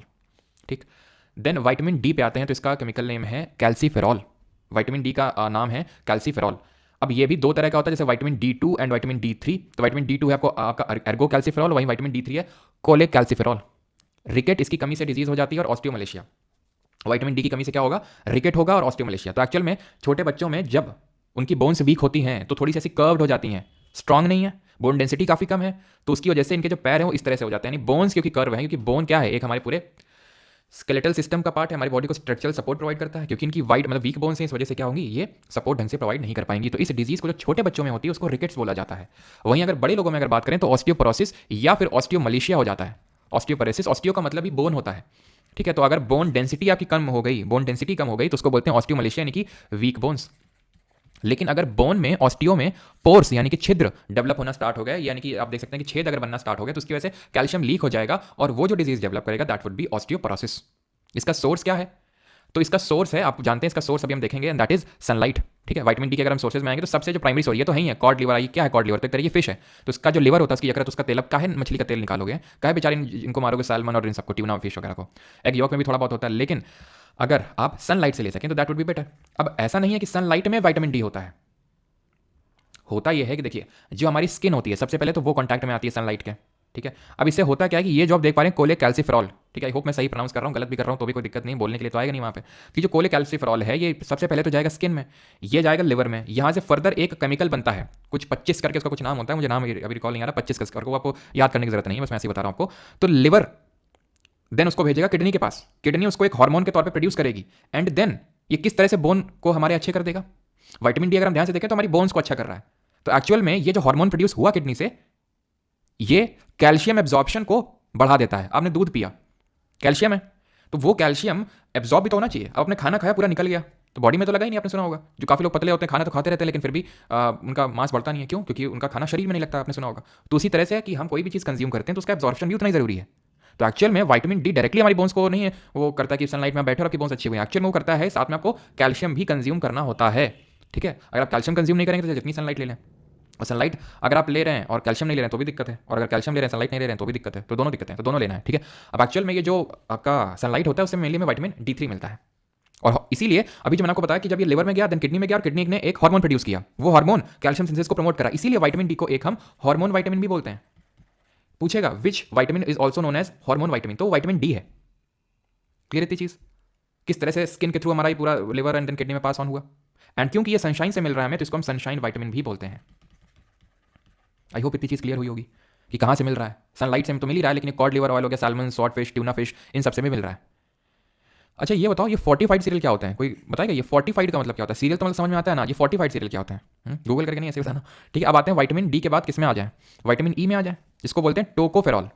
क्या नाम है? टोकोफेरॉल। इसको एक्चुअल में हम ब्यूटी विटामिन के नाम से भी जानते हैं, क्योंकि ये क्या करता है, जो विटामिन ई होता है ये काइंड ऑफ एंटीऑक्सीडेंट्स प्रोड्यूस करने का काम करता है। एंटीऑक्सीडेंट का मतलब ये होता है कि जो भी आप ऐसे समझ लो कि जो हमारी बॉडी में टॉक्सिन्स बन रहे हैं जिसकी वजह से आपको पिंपल्स और ये सब होते रहते हैं, तो इन सबको बाहर भगा देता है, जो भी हम एक्सक्रीटरी सिस्टम हमने पढ़ा था उसके थ्रू इनको बाहर निकाल देता है। इसलिए इसको हम ब्यूटी विटामिन बोलते हैं कि अगर आप विटामिन ई कंज्यूम करोगे, जैसे कि एवोकाडो में होता है, स्प्राउट्स में होता है, जो अंकुरित अनाज होते हैं, या फिर आप ऑरेंज वगैरह ले लो, तो इन सब में क्या होता है विटामिन ई की मात्रा आपको काफी देखने को मिलती है। पालक ले लो, ठीक है, आप ग्राउंडनट ले लो, मूंगफली ले लो, उसमें विटामिन ई की मात्रा काफी देखने को मिलती है। क्लियर है? वो शायद मिलेट को फोर्टिफाइड बोलते हैं, नहीं एक्चुअली में फोर्टिफाइड का मतलब होता है कि जैसे मिलेट्स हैं तो उसमें न्यूट्रिशन है, न्यूट्रिएंट्स हैं उसमें, हम ऊपर से अगर कुछ और ऐसा कर दें कि और उसकी न्यूट्रिशनल वैल्यू बढ़ जाए, जैसे फॉर एग्जांपल चावल और गेहूं, चावल दिया जा रहा है TDS में, आपने देखा हो गाँव में 3 रुपये किलो में चावल मिलता है अगर आपके पास वो राशन कार्ड है, ठीक है। तो अगर सरकार कोशिश करती है, सोचती है कि भाई हम किस तरह से लोगों की क्योंकि भाई हमें पता है कि जो लोग खासकर गांव में रह रहे हैं उनकी न्यूट्रिशनल रिक्वायरमेंट पूरी नहीं हो पाती है, और सिर्फ गेहूं चावल से तो पूरी हो नहीं जाएंगी, तो इस तरह से कुछ उसमें और केमिकल्स वगैरह और कुछ इस तरह से ऐड करने की कोशिश करते हैं कि न्यूट्रिशनल रिक्वायरमेंट उसी के सहारे ही पूरी हो जाए, उसको बोलते हैं फोर्टिफाइड सीरियल्स, ठीक है। अब आते हैं विटामिन के में। अब वही जो मैं बोल रहा था ABCD के बाद सीधे के कैसे आ गया, तो के ऐसे आ गया, पहली बात तो इसका केमिकल नेम फिलोक्विनोन है, और इसकी कमी से कौन सी डिजीज होती है, विटामिन के की कमी से डिजीज होती है हीमोरेजिक डिजीज ऑफ न्यूबॉर्न। इसका मतलब ये होता है कि इसमें आपको कमी जो होती है दैट इज कि आपका ब्लड क्लॉट नहीं बनेगा, ठीक है। ये क्या करता है, ब्लड क्लॉटिंग को फैसिलिटेट करता है। हमारा प्लेटलेट होता है जो ब्लड का कंपोनेंट होता है, किसी तरह विटामिन भी होता है जो ब्लड क्लॉटिंग को फैसिलिटेट करता है। खून का थक्का रक्त का थक्का जमाता है, वो कितना इंपॉर्टेंट हमें पता है, अगर मान लो चोट लग गई ब्लड का क्लॉट नहीं बना तो वो पूरा खून जो है हमारा बह जाएगा। तो विटामिन ए को फिलोक्विनोन बोलते हैं, ये चीज ध्यान रखना, और ये ब्लड क्लॉटिंग में हेल्प करता है। अब एक्चुअल में इसलिए इसको विटामिन या ये के नाम दिया गया बिकॉज देखो इसका ए नाम इसलिए बिकॉज सबसे पहले डिस्कवर हुआ, इसका बी इसलिए इसके बाद हुआ, सी वो बी के बाद हुआ, डी वो सी के बाद हुआ, ये भी हुआ था लास्ट में, लेकिन एक्चुअल में ये कोगुलेशन कर रहा है ब्लड का। अगर हम ध्यान से देखें तो ब्लड का क्या कर रहा है, कोगुलेशन, लेकिन ये जिस भाषा से शब्द आया वहां पे इसको इस तरह से लिखते हैं, आई थिंक लैटिन में कोगुलेशन, तो ये इसका के ले लिया गया, इसलिए इसका विटामिन के नाम है, ठीक। अब हम पढ़ेंगे विटामिन बी के कॉम्प्लेक्स। कॉम्प्लेक्स क्यों? क्योंकि बड़ा कॉम्प्लेक्स है, सिंपल नहीं है ABCADE की तरह, फिर किसी भी विटामिन की तरह। इसमें विटामिन B1 है, B2 है, B3 है, B5 है, B6 है, B7 है, B9 है, B12 है, B1 से लेकर B12 है। लेकिन इसका मतलब ये बिल्कुल नहीं है कि विटामिन बी में तुमसे पूछेगा कितने कॉम्प्लेक्स है, तुम बोलोगे 12, तो बोलेगा हो जाओ 9 2 11। क्यों? क्योंकि इसमें आपके टोटल 8 कॉम्प्लेक्स होते हैं सिर्फ, क्योंकि आप ध्यान से देखिए तो B8 नहीं है यहाँ पे, B8 है नहीं है, B11 भी आपको नहीं दिख रहा होगा, B4 भी नहीं दिख रहा होगा आपको, ठीक है। वैसे वो बात अलग है कि B9 को ही हम B11 बोल देते हैं, लेकिन 8 ही होंगे आपके विटामिन बी के कॉम्प्लेक्स। पूछा जा भी चुका है क्वेश्चन। अब केमिकल नेम तो पहले पढ़ना है। और हाँ, अब जैसे कि मैंने आपको बताया कि सबसे पहले ये डिस्कवर, देन आपका बी, देन सी, देन डी, देन ई, इस तरह से। तो अगर इसमें भी मैं पूछूं तो पहले विटामिन B1 की डिस्कवरी होगी, देन B2 की, देन B3 की, देन B5 की, इस तरह से। ये मैं बता इसलिए रहा हूं आपको बिकॉज सीजीएल मेंस में सवाल पूछा गया था 2022 वाले में, पहला जो मेंस हुआ था, कि उसमें इस तरह से क्वेश्चन पूछा गया, विच of the following was the first vitamin discovered in this फलाना ढंग का ईयर, कि कौन सा विटामिन का बी का कॉम्प्लेक्स सबसे पहले डिस्कवर, तो इस साल में, उस साल में, इस तरह से दिया गया था। तो ऑब्वियस होगा कि B1 की ही पहले डिस्कवरी हुई होगी, ठीक है। तो इनके केमिकल नेम आपको याद करने हैं, thymine, riboflavin, niacin, pantothenic acid, pyridoxine, biotin और फोलिक एसिड। पहले तो मैं फर्स्ट बैच में तो मैंने ट्रिक बताई थी, लेकिन मेरे हिसाब से ट्रिक से मत याद करिए बिकॉज वो ट्रिक ही याद नहीं रहेगी। ट्रिक को अवॉइड करिए, स्टैटिक जीके के लिए बचा कर रखिए ट्रिक वगैरह, ठीक है। अब इनको बार बार रिपीट करेंगे, जैसे 5 है तो ये तो ऐसे याद हो जाएगा, पेंटोथेनिक एसिड, ठीक है, पेंटोथेनिक, उसके बाद pyridoxine और V6 है, ठीक है। थाइमिन आप क्या ना 2-3 बार बोलोगे, thymine, riboflavin, niacin, thymine, riboflavin, niacin, वो अपने आप याद हो जाएगा। रादर देन कि आप ट्रिक में जाएंगे, होता ही है कि फिर आप ट्रिक भूल जाते हो कि मैंने क्या ट्रिक बनाई थी। तो इसलिए अब बेटर है कि आप ऐसे याद कर लो, thiamine, riboflavin, niacin, pantothenic acid, pyridoxine, biotin और फोलिक एसिड। फोलिक एसिड इसको B9 को बोलते हैं और B12 को साइनोकोबालामीन। अब हम ये देखते हैं कि इनकी कमी की वजह से, डिफिशियंसी की वजह से क्या डिजीज होती है। तो नॉर्मल आपने सुना होगा बेरी बेरी, ठीक है। तो ये विटामिन बी की कमी से होती है। यहाँ तक सर बाल्डनेस गंजापन, क्या बाल्डनेस गंजापन भाई, वो आपका मेनली खासकर फंगस की वजह से, जो फंगस, जब डैंड्रफ की अगर बात कर रहे हैं तो फंगस की वजह से होता है वो, ठीक है।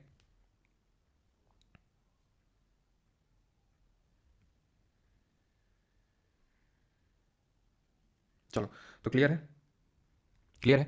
तो विटामिन B1 से कमी से क्या हो रहा है, बेरी बेरी हो रहा है, वर्कनिकनेस और या फिर कोरेस ऑफ साइकोसिस। अब एक्चुअल में होता है इसमें ये है कि आपका जैसे डाइजेशन प्रॉपर नहीं होगा, मेटाबॉलिज्म अच्छे से नहीं होगा, ठीक है। अभी मैंने आपको बताया था पहले कि विटामिन मिनरल का बहुत इंपॉर्टेंट रोल होता है जो हम नेगलेक्ट कर देते हैं, जैसे कि इनका मेटाबॉलिज्म बढ़ाने में, हमारी मसल्स को रिकवर करने में, नर्वस सिस्टम में, इन सब का छोटा छोटा रोल होता है बहुत, ठीक है। तो वो उससे क्या होता है आपको, अगर विटामिन B1 की कमी हुई तो बेरी बेरी हुआ, बेरी बेरी होगा तो वही आपको ढंग से खाना नहीं पचेगा, आपका मेटाबॉलिज्म लो होने लगेगा, थकावट होने लगेगी। विटामिन B2 की अगर बात करें, राइबोफ्लेविन, इसमें आपको डिजीज पढ़ने की जरूरत नहीं है, बाकी ये तो केमिकल नेम है जो हमने पीछे देखे थे। विटामिन B3 ध्यान रखना, इसको पेलाग्रा डिफिशिएंसी, इसको पेलाग्रा बोलते हैं, इसकी डिफिशियंसी से होने वाली डिजीज को। अब ये जो पेलाग्रा है, ध्यान रखिएगा, जो विटामिन B3 की कमी से हो रही है, इसको 3D डिजीज बोलते हैं, 3 डायमेंशनल डिजीज नहीं। 3D का मतलब यहाँ पर है कि जब ये होता है तो हमें डिप्थीरिया हो जाता है, हमें डर्मेटिटिस हो जाता है। डर्मेटिटिस क्या होता है, आपकी जब स्किन बेकार होने लगती है तो उसको हम बोलते हैं डर्मेटिटिस, ठीक है। और इसमें हो जाता है आपको डायरिया, डायरिया तो आप जानते ही है ना, डायरिया, तो ये हो जाता है आपको इसलिए। और ये एक बैक्टीरियल इन्फेक्शन है डिप्थीरिया, जो कि हम पढ़ेंगे, जहाँ पर आपकी खासकर नोज और जो थ्रोट है, यानी कि जो आपका रेस्पिरेटरी ट्रैक्ट है, जो हमने पढ़ा था, नोज एंड थ्रोट, वो इन्फेक्ट हो जाते हैं इसमें, ठीक है, पेलाग्रा वाली डिजीज में। तो इसलिए 3D डिजीज भी इसको बोलते हैं। B5 नहीं याद करना है, B6 थोड़ा सा देख लीजिए, अनीमिया, नाम प्लूटॉक्सिन, केमिकल नेम सबके याद रखने, डिजीज सबके नहीं। B2 का डिफिशियंसी से डिजीज क्या होता है नहीं याद रखना, B5 से B6 भी उतना इंपॉर्टेंट नहीं, बस थोड़ा ध्यान रखना, अनीमिया, ठीक है। B7 भी उतना इंपॉर्टेंट नहीं है, बायोटिन, ठीक है। इसमें वैसे तो डर्मेटिटिस होता है जो यहाँ पर हम देख रहे थे B3 में, ठीक है, लेकिन ये भी उतना इंपॉर्टेंट नहीं है। B1 इंपॉर्टेंट है, B3 बहुत इंपॉर्टेंट है, देन B9 इंपॉर्टेंट है। B9 को जिसको फोलिक एसिड बोलते हैं, इसमें होता है न्यूरल ट्यूब डिफेक्ट, जब बच्चा अपनी माँ के गर्भ में होता है, यानी कि when child is in the वूम of a mother, या फिर वूम ऑफ हिज मदर, यानी कि जब वो हमारा यूट्रस में होता है, तो उस समय उसका स्पाइनल कॉर्ड ढंग से डेवलप नहीं हो पाता है, यानी नोटोकॉर्ड है ना, नोटोकॉर्ड, वही स्पाइनल कॉर्ड ढंग से डेवलप नहीं हो पाता है, तो उसी को हम बोलते हैं न्यूरल ट्यूब डिफेक्ट, क्योंकि वो ट्यूब जो होती है जिसको ढंग क्लोज होना होता है वो ढंग से क्लोज नहीं हो पाती है, अगर विटामिन B9 की ज़्यादा ही डिफिशियंसी हो गई तो ये ऊपर जो लिखा है मेगालोब्लास्टिक अनीमिया वो याद नहीं रखना है आपको, सिर्फ न्यूरल ट्यूब डिफेक्ट याद रखना है आपको, ठीक है। और B12 की कमी की वजह से मेगोब्लास्टिक अनीमिया, या फिर ध्यान रखेंगे परनीशियस अनीमिया, इसको बोलते हैं पर, एक सेकंड स्पेलिंग आई थिंक गलत हो गई है, परनीशियस अनीमिया बोलते हैं, परनीशियस अनीमिया, ठीक है। अगर सोर्सेज की अगर बात कर लें तो सोर्सेज क्या हो जाएंगे, तो सोर्सेज हो जाएंगे आपके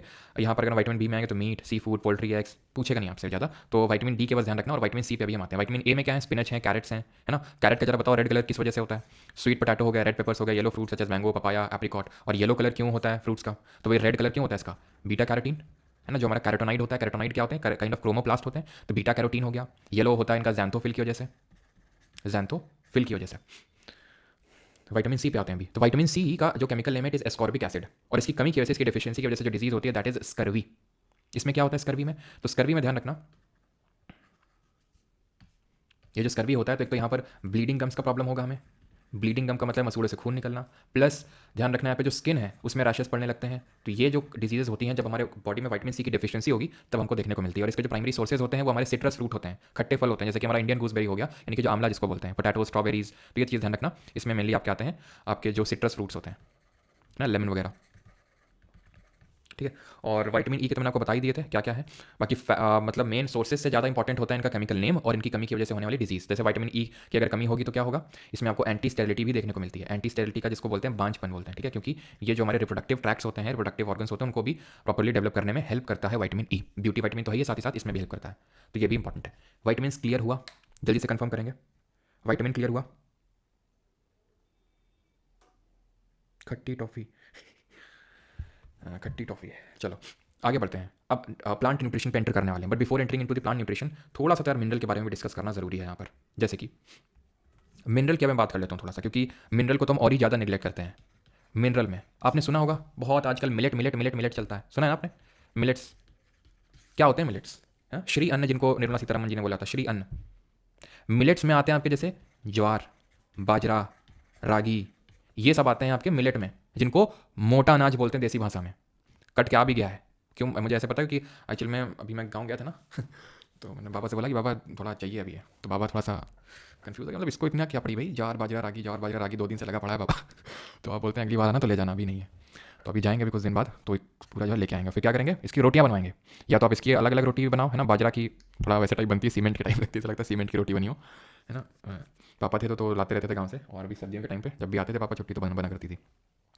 मतलब क्या होता है ना, चूल्हा चलाते हैं हम लोग, छत में चूल्हा रखा बनाए हुए हैं मम्मी, उसी में जो है फिर चूल्हे में रोटी बनती है, फिर जो है गोभी और आलू टमाटर की सब्जी या फिर वो वाला साग, चने वाला साग, मज़ा आ जाती है। तो ज्वार रागी, तो होता क्या है कि इनमें जो होते हैं हमारे बहुत सारे मिनरल्स होते हैं, मिनरल्स लाइक मैग्नीशियम, जिंक, ये होते हैं हमारे मिनरल्स। आयोडीन, आयोडीन तो खैर इनमें नहीं होता, आयोडीन तो हमने पढ़ा है कि जो हमारा सॉल्ट होता है ना उसमें होता है, सॉल्ट में। लेकिन मैग्नीशियम और जिंक बहुत इंपॉर्टेंट होते हैं हमारी बॉडी को, और इनमें पाए जाते हैं मिलेट्स। या तो आप मिक्स करके भी खा सकते हैं, आटा जो होता है ना, जो आपका गेहूँ वाला आटा होता है उसमें भी आप मिक्स करके खा सकते हैं। थोड़े हमको भी भेज देना, बिल्कुल बिल्कुल, क्यों नहीं। हाँ, गर्म तासीर होती है इनकी बिल्कुल, तभी ठंडियों में खाते हैं इनको खासकर। ठीक है, तो ज्वार बाजरा रागी। अब मैग्नीशियम जिंक का बहुत इंपॉर्टेंट रोल होता है, जैसे छोटी छोटी चीज़ों में, जैसे हमारी हेयर्स को अच्छा करने में, नेल्स को अच्छा करने में। ये तो मैं आपको समझ लो कि नॉर्मल चीज़ें बता रहा हूँ, लेकिन और भी बहुत ही डीप लेवल पे हमारी हार्ट की जो प्रॉपर अभी हमने देखा था ना, सीनो आर्टेरियल नोड थी राइट साइड ऑफ आर्ट्रियम में, वो क्या कर रही थी, वो काइंड ऑफ जैसे जो हमारा काम पेस मेकर करता है, जो आर्टिफिशियल काइंड ऑफ उसको हार्ट बोलते हैं, कि वो इलेक्ट्रिकल इंपल्सेस को सेंड करता है सो दैट हार्ट की प्रॉपर बीटिंग हो। इन सब में काम मतलब इनका होता है। यहाँ तक कि जो आपका मैग्नीशियम की मैं बात कर रहा हूँ, ये बहुत इंपॉर्टेंट होता है। Same goes with zinc, zinc भी हमारे मेटाबॉलिज्म को अच्छे बनाए रखने के लिए काफ़ी इंपॉर्टेंट होता है। ठीक है, हमारे न्यूरॉन्स प्रॉपर तरीके से फंक्शन करें, छोटी छोटी चीज़ के लिए जो है मैग्नीशियम जिंक की सब रिक्वायरमेंट होती है। लेकिन है क्या कि ग्रीन रेवोल्यूशन की वजह से हमारे इंडिया में वीट और राइस इतने ज़्यादा हो गए मतलब फेमस, कि इन सबको हमने नेग्लेक्ट कर दिया। और यहाँ तक कि इनके फायदे ये भी हैं कि इनको उगाने के लिए हमें ज़्यादा पानी की रिक्वायरमेंट नहीं होती है। जो लोग अगर गांव से बिलोंग करते होंगे, थोड़ा बहुत जिन लोगों को पता होगा, तो उन्हें पता होगा कि इसमें ऐसा नहीं कि ट्यूबवेल से पानी को लगाना पड़ता नहीं है, अपने आप आराम से थोड़ा बहुत पानी की रिक्वायरमेंट होती है, लेकिन बहुत ज़्यादा पानी भी रिक्वायरमेंट नहीं मांगते जितना कि राइस वगैरह मांगते हैं। और राइस में तो उतना ज़्यादा ही हमें माइक्रो न्यूट्रिएंट भी नहीं देखने को मिलते, उसमें मेनली कार्बोहाइड्रेट वगैरह होते हैं, कार्ब्स होते हैं उसमें। ज्वार बाजरा रागी सब मिलेट्स, इनको श्रेणी बोलते हैं, इनमें मिनरल्स देखने को मिलते हैं। जैसे आयोडीन की अगर डिफिशियंसी हो गई तो कौन सी डिजीज हो जाती है, ग्वाइटर हो जाती है। ऐसे जिसमें हमें कोई डिजीज याद नहीं रखनी है, लेकिन हाँ बहुत इंपॉर्टेंट होते हैं प्रॉपर बॉडी फंक्शनिंग के लिए। खैर आगे बढ़ते हैं। अब हम न्यूट्रिशन, प्लांट न्यूट्रिशन देखें उससे पहले मोड ऑफ न्यूट्रिशन देख लेते हैं। क्यों? क्योंकि प्लांट जो होते हैं हमारी तरह से न्यूट्रिशन नहीं लेते हैं, हम दूसरों पर डिपेंडेंट रहते हैं फॉर दी फूड सोर्सेस। लेकिन जो हमारे प्लांट होते हैं वो खुद से ही अपने फूड को सिंथेसाइज करते हैं, फूड को खुद से ही बनाते हैं वो। और ऐसे मोड ऑफ न्यूट्रिशन को ऑटोट्रॉफिक मोड ऑफ न्यूट्रिशन बोलते हैं, स्वपोषी। और हीट्रोट्रॉफिक वो होते हैं जो दूसरों पे डिपेंडेंट रहते हैं। अब दूसरों पे तो हम भी डिपेंडेंट हैं, फंगस भी डिपेंडेंट है, बैक्टीरिया भी डिपेंडेंट है, लेकिन ये अलग कैसे है?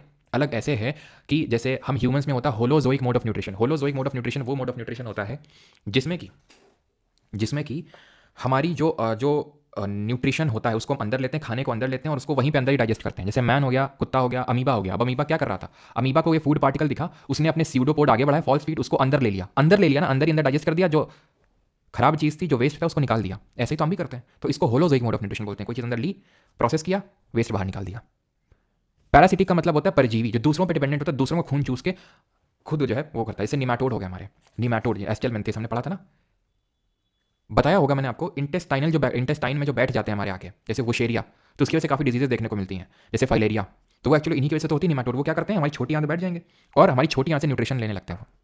आपने देखा होगा पेट के कीड़े, सुना होगा कि भाई खाना लग नहीं रहा शरीर में, पता नहीं खाता तो बहुत है लेकिन लगता नहीं है शरीर में, तो यूजुअली डॉक्टर पेट के कीड़े की दवा देता है। या छोटे बच्चों को तो रेगुलर बेसिस पे दे ही जाती है, क्योंकि वो लोग थोड़े ज़्यादा वल्नरेबल होते हैं इस चीज़ को लेकर कि भाई वो बाहर खेलते रहते हैं, मिट्टी उट्टी खाली, तो इसलिए।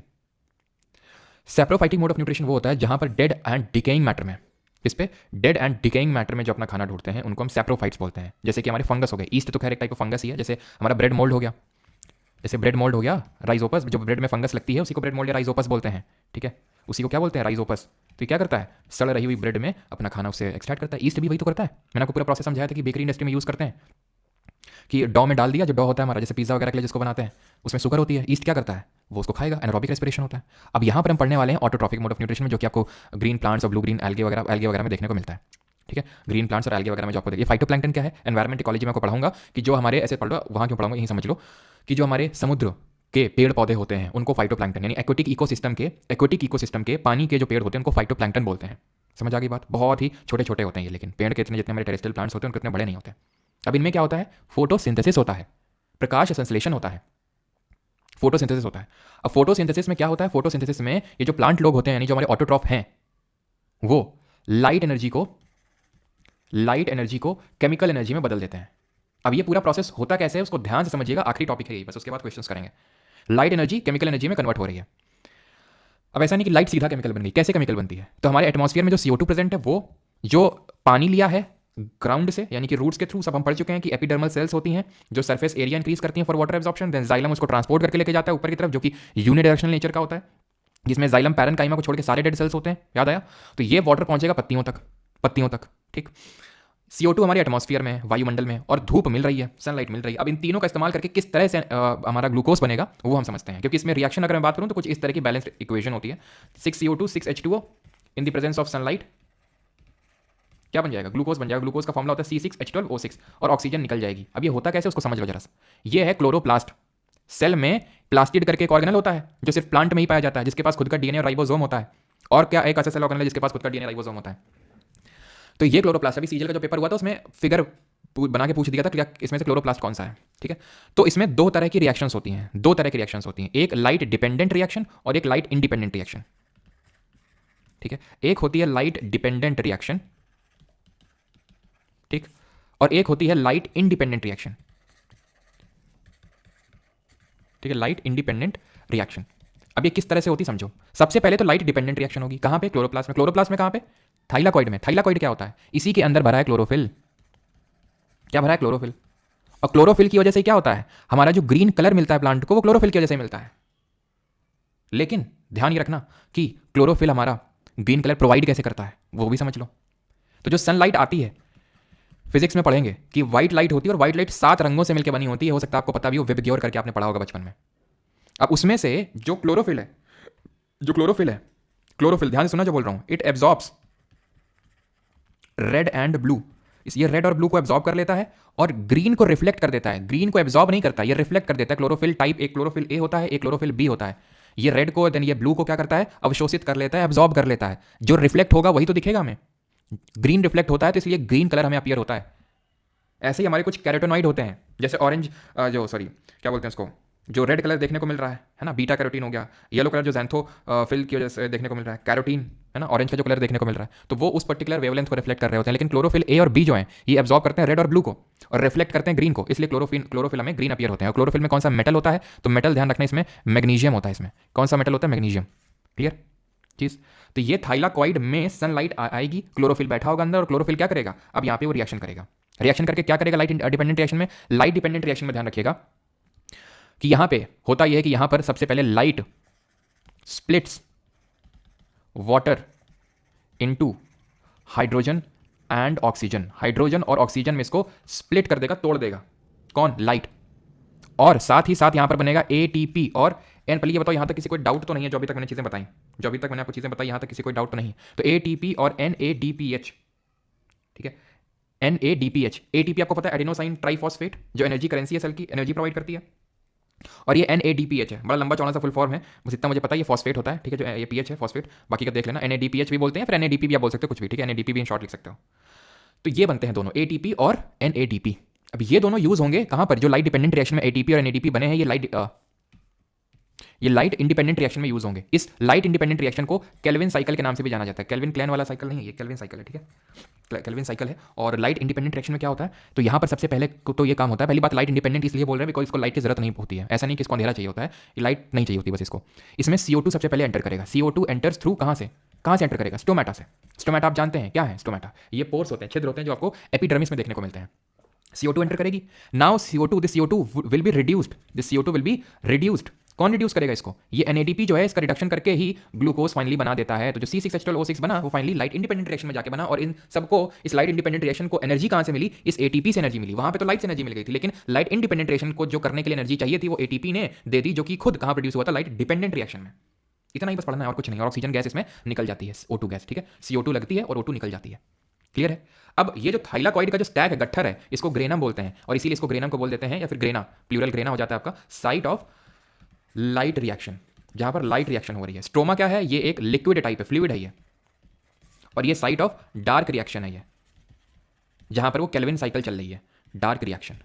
बस इतना ही पढ़ना है आपने, ठीक है। प्लांट के मैक्रो और माइक्रो न्यूट्रिएंट क्या होते हैं थोड़े से वो समझ लेते हैं। तो प्लांट के मैक्रो न्यूट्रिएंट होते हैं NPK, ठीक है, आपको ये पता होगा। केल्विन क्लेन दिशा पाटनी ना सर, दिशा पाटनी पहनती है केल्विन क्लेन। अच्छा, दिशा पाटनी को काफ़ी देख रहे हो आजकल, है अपना करियर उतना देख लो। दिशा पाटनी ये पहनती हैं वो पहनती हैं।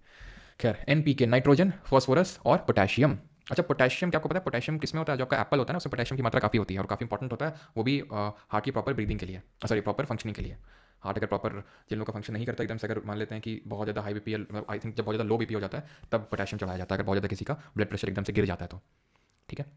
तो NPK, ठीक है, NPK ध्यान रखना, ये होते हैं हमारे मैक्रोन्यूट्रिएंट। सल्फर, कैल्शियम, मैग्नीशियम और कार्बन, हाइड्रोजन और ऑक्सीजन ध्यान रखना, ऑक्सीजन यानी CHO इन्हीं से मिलकर ही हमारा कार्बोहाइड्रेट बनता है। कार्बोहाइड्रेट हमारा CHO से मिलकर बनता है। जैसे प्रोटीन में अगर जब हम बात करते हैं ना, तो प्रोटीन में नाइट्रोजन की बहुत रिक्वायरमेंट होती है प्रोटीन मेकिंग में। जो अमीनो एसिड्स होते हैं वो हमारे नाइट्रोजन से मिलकर बनते हैं। और यहाँ वहीं अगर हम कार्बोहाइड्रेट की बात करें तो कार्बन, हाइड्रोजन और ऑक्सीजन से मिलकर बनते हैं। तो मैक्रो में CHO, NPK और सल्फर, कैल्शियम और मैग्नीशियम। बस आपको मैक्रो ध्यान रखना है, माइक्रो नहीं पढ़ने आपको, क्योंकि मैक्रो आप याद कर लो, उसके अलावा जो भी आएगा आपके सामने वो माइक्रो हो जाएगा। मैग्नीशियम माइक्रो है लेकिन मैंगनीज माइक्रो है। यूरिया की बात करेंगे तो यूरिया जो होता है, मैं आपको आई थिंक मैंने पहले ही बताया होगा, वैसे केमिस्ट्री में इस चीज़ को हम पढ़ेंगे।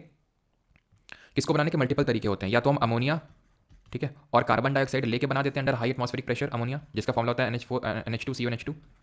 कोई इस रिएक्शन का नाम बताएगा क्या बोलते हैं इसको? और या फिर हम अमोनियम साइनेट से भी इसको बना देते हैं, NH4CNO से भी NH2CO NH2 को बना देते हैं। तो ये कैसा है हमारा यूरिया जो है, ये एक नाइट्रोजन बेस्ड फर्टिलाइजर है, क्योंकि यहाँ पर आपको देख सकते हैं नाइट्रोजन है, तो urea is a nitrogen based fertilizer. और बताते हैं कि इसमें जितना नाइट्रोजन होता है वो किसी फर्टिलाइजर में आपको देखने को नहीं मिलेगा जितना इसमें होता है नाइट्रोजन कंटेनिंग, ठीक है, फर्टिलाइजर। जो हमारी लेग्यूम्स होती हैं, लेग्यूम्स आप समझते हैं क्या होती हैं? लेग्यूम्स जिसमें कि हमारे जैसे दालें आती हैं, मटर का पेड़ आता है, ठीक है, तो लेग्यूम्स होते हैं ये। लेग्यूम्स को क्या है कि प्रोटीन, मतलब लेग्यूम्स को फर्टिलाइजर की रिक्वायरमेंट नहीं होती है, बिकॉज लेग्यूम्स की जो रूट्स होती हैं, जो इनकी जड़ें होती हैं, उसमें हमें देखने को मिलते हैं nitrogen fixing bacteria. Nitrogen fixing bacteria क्या है? एक्चुअल में नाइट्रोजन तो भर भर के हमारे एटमॉस्फेयर में 78% नाइट्रोजन है ना हमारे एटमॉस्फेयर में, लेकिन वो नाइट्रोजन डायरेक्टली प्लांट कंज्यूम नहीं कर सकते हैं। ऐसा नहीं कि नाइट्रोजन 78% तुरंत खींच लिया उसको ना, उसके लिए चाहिए कि भाई कोई बैक्टीरिया अगर उसको कन्वर्ट कर दे जिस फॉर्म में प्लांट उसको ले सकते हैं, क्योंकि जिस फॉर्म में टहल रहा है एटमॉस्फेयर में नाइट्रोजन, उस फॉर्म में वो नहीं ले सकते हैं उसको। तो ये जो बैक्टीरिया होते हैं उसको उस फॉर्म में कन्वर्ट कर देते हैं जिस फॉर्म में उसको ले सकता है। जैसे कि आपका राइजोबियम, एग्जाम्पल के तौर पे जैसे राइजोबियम हो गया, आपका एजोबैक्टर हो गया, ये सब क्या होते हैं? ये नाइट्रोजन फिक्सिंग बैक्टीरिया होते हैं आपके, जो इनकी रूट्स में पाए जाते हैं। जैसे दालें, पल्सेज, ठीक है, इनकी रूट्स में पाए जाते हैं। तो इनमें हमें क्या करना होता है? इनमें फर्टिलाइजर की रिक्वायरमेंट नहीं पड़ती है इसीलिए, ठीक। बाकी ये चीज़ तो आपको पता है, टमाटर का लाइकोपिन कैसे कलर होता है? कैरेट का बीटा कैरोटीन की वजह से। अगर वो येलोइश कलर की है तो वो ज़ैंथोफिल की वजह से। रेड जो कैप्सिकम होती है बीटा कैरोटीन की वजह से। चेरीज जो होती हैं, एप्पल, ब्लूबेरी, ग्रेप्स, पॉमग्रेनेट, ये एंथोसाइनिन की वजह से। कैरोटेनॉइड क्या होते हैं? कैरोटेनॉइड जैसे कि हमने पढ़ा था, प्लास्टिड के 3 प्रकार होते हैं। क्लोरोप्लास्ट जो भी हम पढ़े, क्रोमोप्लास्ट जो कलर प्रोवाइड करता है, तो क्रोमोप्लास्ट एक तरह का ये, और ल्यूकोप्लास्ट का फंक्शन बताइए जल्दी से। In brown algae food is stored in the form of complex carbohydrate that may be in the form of laminarin and mannitol. ये 2 फॉर्म्स होते हैं, मैंने आपको पढ़ाया था जब ब्राउन एल्गे पढ़ाया था भूरा शैवाल, तो ये मैंने आपको बताया था लैमिनारिन और मैनिटोल के बारे में। तो ये एक फॉर्म ऑफ कार्बोहाइड्रेट है जिसके फॉर्म इसको लेते हैं। मैंने आपको बताया था कि ब्राउन एल्गे को हम खा भी सकते हैं, जैसे कि हमारा क्या होते हैं? लैमिनेरिया होता है, केल्प होता है, और क्या होता है? और आपका सरगैसम होता है। इसी तरह अगर हम देखें तो मैंने आपको क्लोरेला भी पढ़ाया था, ये ग्रीन एल्गे होता है, पढ़ाया था ना। ग्रीन एल्गे में क्लैमिडोमोनास था, क्लैडोफोरा था, ठीक है, तो ये सब क्या थे? स्पाइरोगैरा था, ग्रीन एल्गे थे। तो क्लोरेला जो है ये बनता है ग्रीन एल्गे से, और इसको हम क्या बोलते हैं? ब्राउन एल्गे को फाइयोफाइके बोलते हैं, याद है ना सबको? इसको फाइयोफाइके बोलते हैं। और ग्रीन एल्गे को क्या बोलते हैं? ग्रीन एल्गे को बोलते हैं क्लोरोफाइके। और एल्गे का पूरा स्ट्रक्चर याद होना चाहिए कि ये रूट्स को क्या बोलते हैं? होल्ड फास्ट बोलते हैं। और जो स्टेम्स होती हैं उसको क्या बोलते हैं जरा बताओ? और स्टेम के बीच में क्या लगे होते हैं? गैस चैम्बर लगे होते हैं जो इसको फ्लोट करने में हेल्प करते हैं। तो ये जो क्लोरेला हो गया। इसी तरह स्पिरुलिना बताया था मैंने, स्पिरुलिना क्या ये भी ग्रीन एल्गे होता है? क्या स्पिरुलिना भी ग्रीन एल्गे होता है? जल्दी से बताएंगे। ये प्रोटीन और आयरन में बहुत रिच होता है। Starch are made of long chain of glucose. Starch क्या होता है? तो जो हमारे प्लांट्स जो ये अपना खाना बनाएंगे, जो ग्लूकोज बनाएंगे, स्टोर्ड फॉर्म होता है इसका स्टार्च, ठीक है, stored in the form of starch. Stored in the form of starch. Starch क्या है? कॉम्प्लेक्स सुगर है, और इसी कॉम्प्लेक्स सुगर को सिंपल सुगर में कन्वर्ट करता है कौन? जो हमारा सेलिवरी एमाइलेस होता है वो। स्पिरुलिना हमारा ग्रीन एल्गे नहीं होता है, स्पिरुलिना हमारा ब्लू ग्रीन एल्गे होता है। ब्लू ग्रीन एल्गे, ठीक है, ब्लू ग्रीन एल्गे। मोनेरा होता है, बहुत सही बेटा, मोनेरा होता है ये।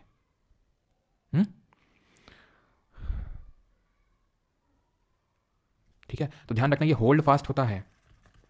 यहाँ पर होता है जो स्टेम टाइप होता है उसको हम बोलते हैं स्ट्राइप, और जो पत्ती लाइक होता है, पत्ती लाइक जो इस तरह से देखने को मिलता है, पत्ती टाइप को बोलते हैं फ्रॉन्ड। ठीक है, at least half of the carbon dioxide का जो फिक्सेशन है वो हमारे एल्गे करते हैं। ठीक है, एल्गे खुद का फोटोसिंथेसिस परफॉर्म करेंगे। फिक्सेशन ऑफ कार्बन डाइऑक्साइड का मतलब होता है कि वो एब्जॉर्ब करते हैं, खाना बनाते हैं, CO2 रिलीज करते हैं। तो at least half of the carbon dioxide को एल्गे फिक्स करते हैं।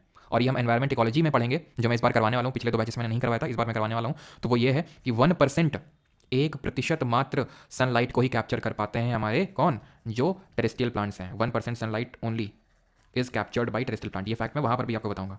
कैप्चर्ड बाई टेरेस्ट्रियल यानी कि जो हमारे स्थलीय पेड़ पौधे हैं, एल्गे वाले की बात नहीं कर रहे हैं, सिर्फ टेरेस्ट्रियल जो जमीन में है।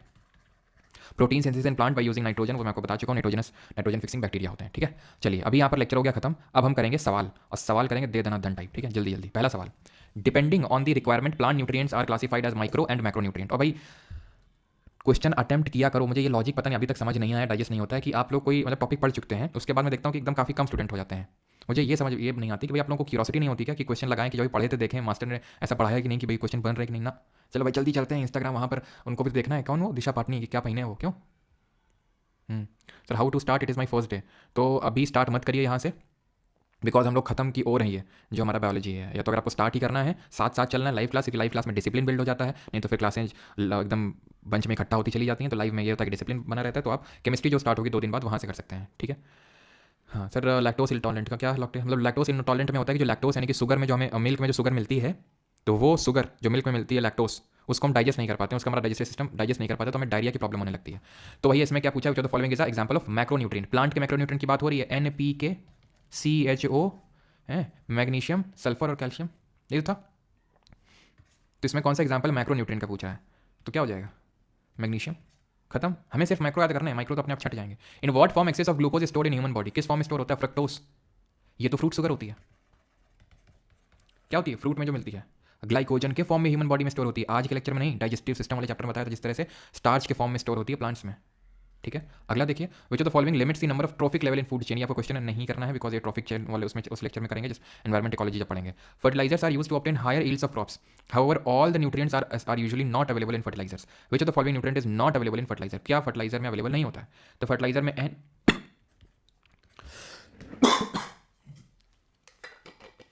तो NPK होता है, आयरन नहीं होता उसमें। ठीक है,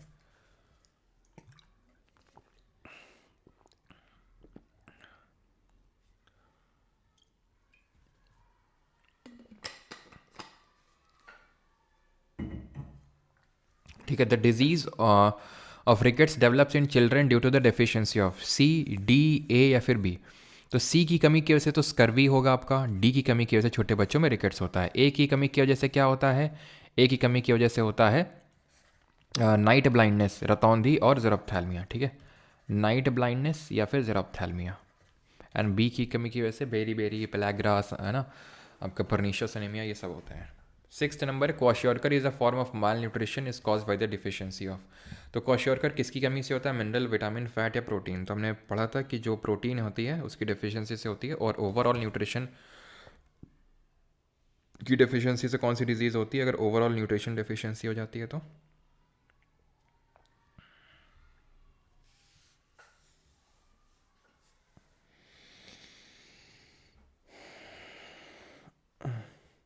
सर ज़ेरोप्थैल्मिया में आपका जो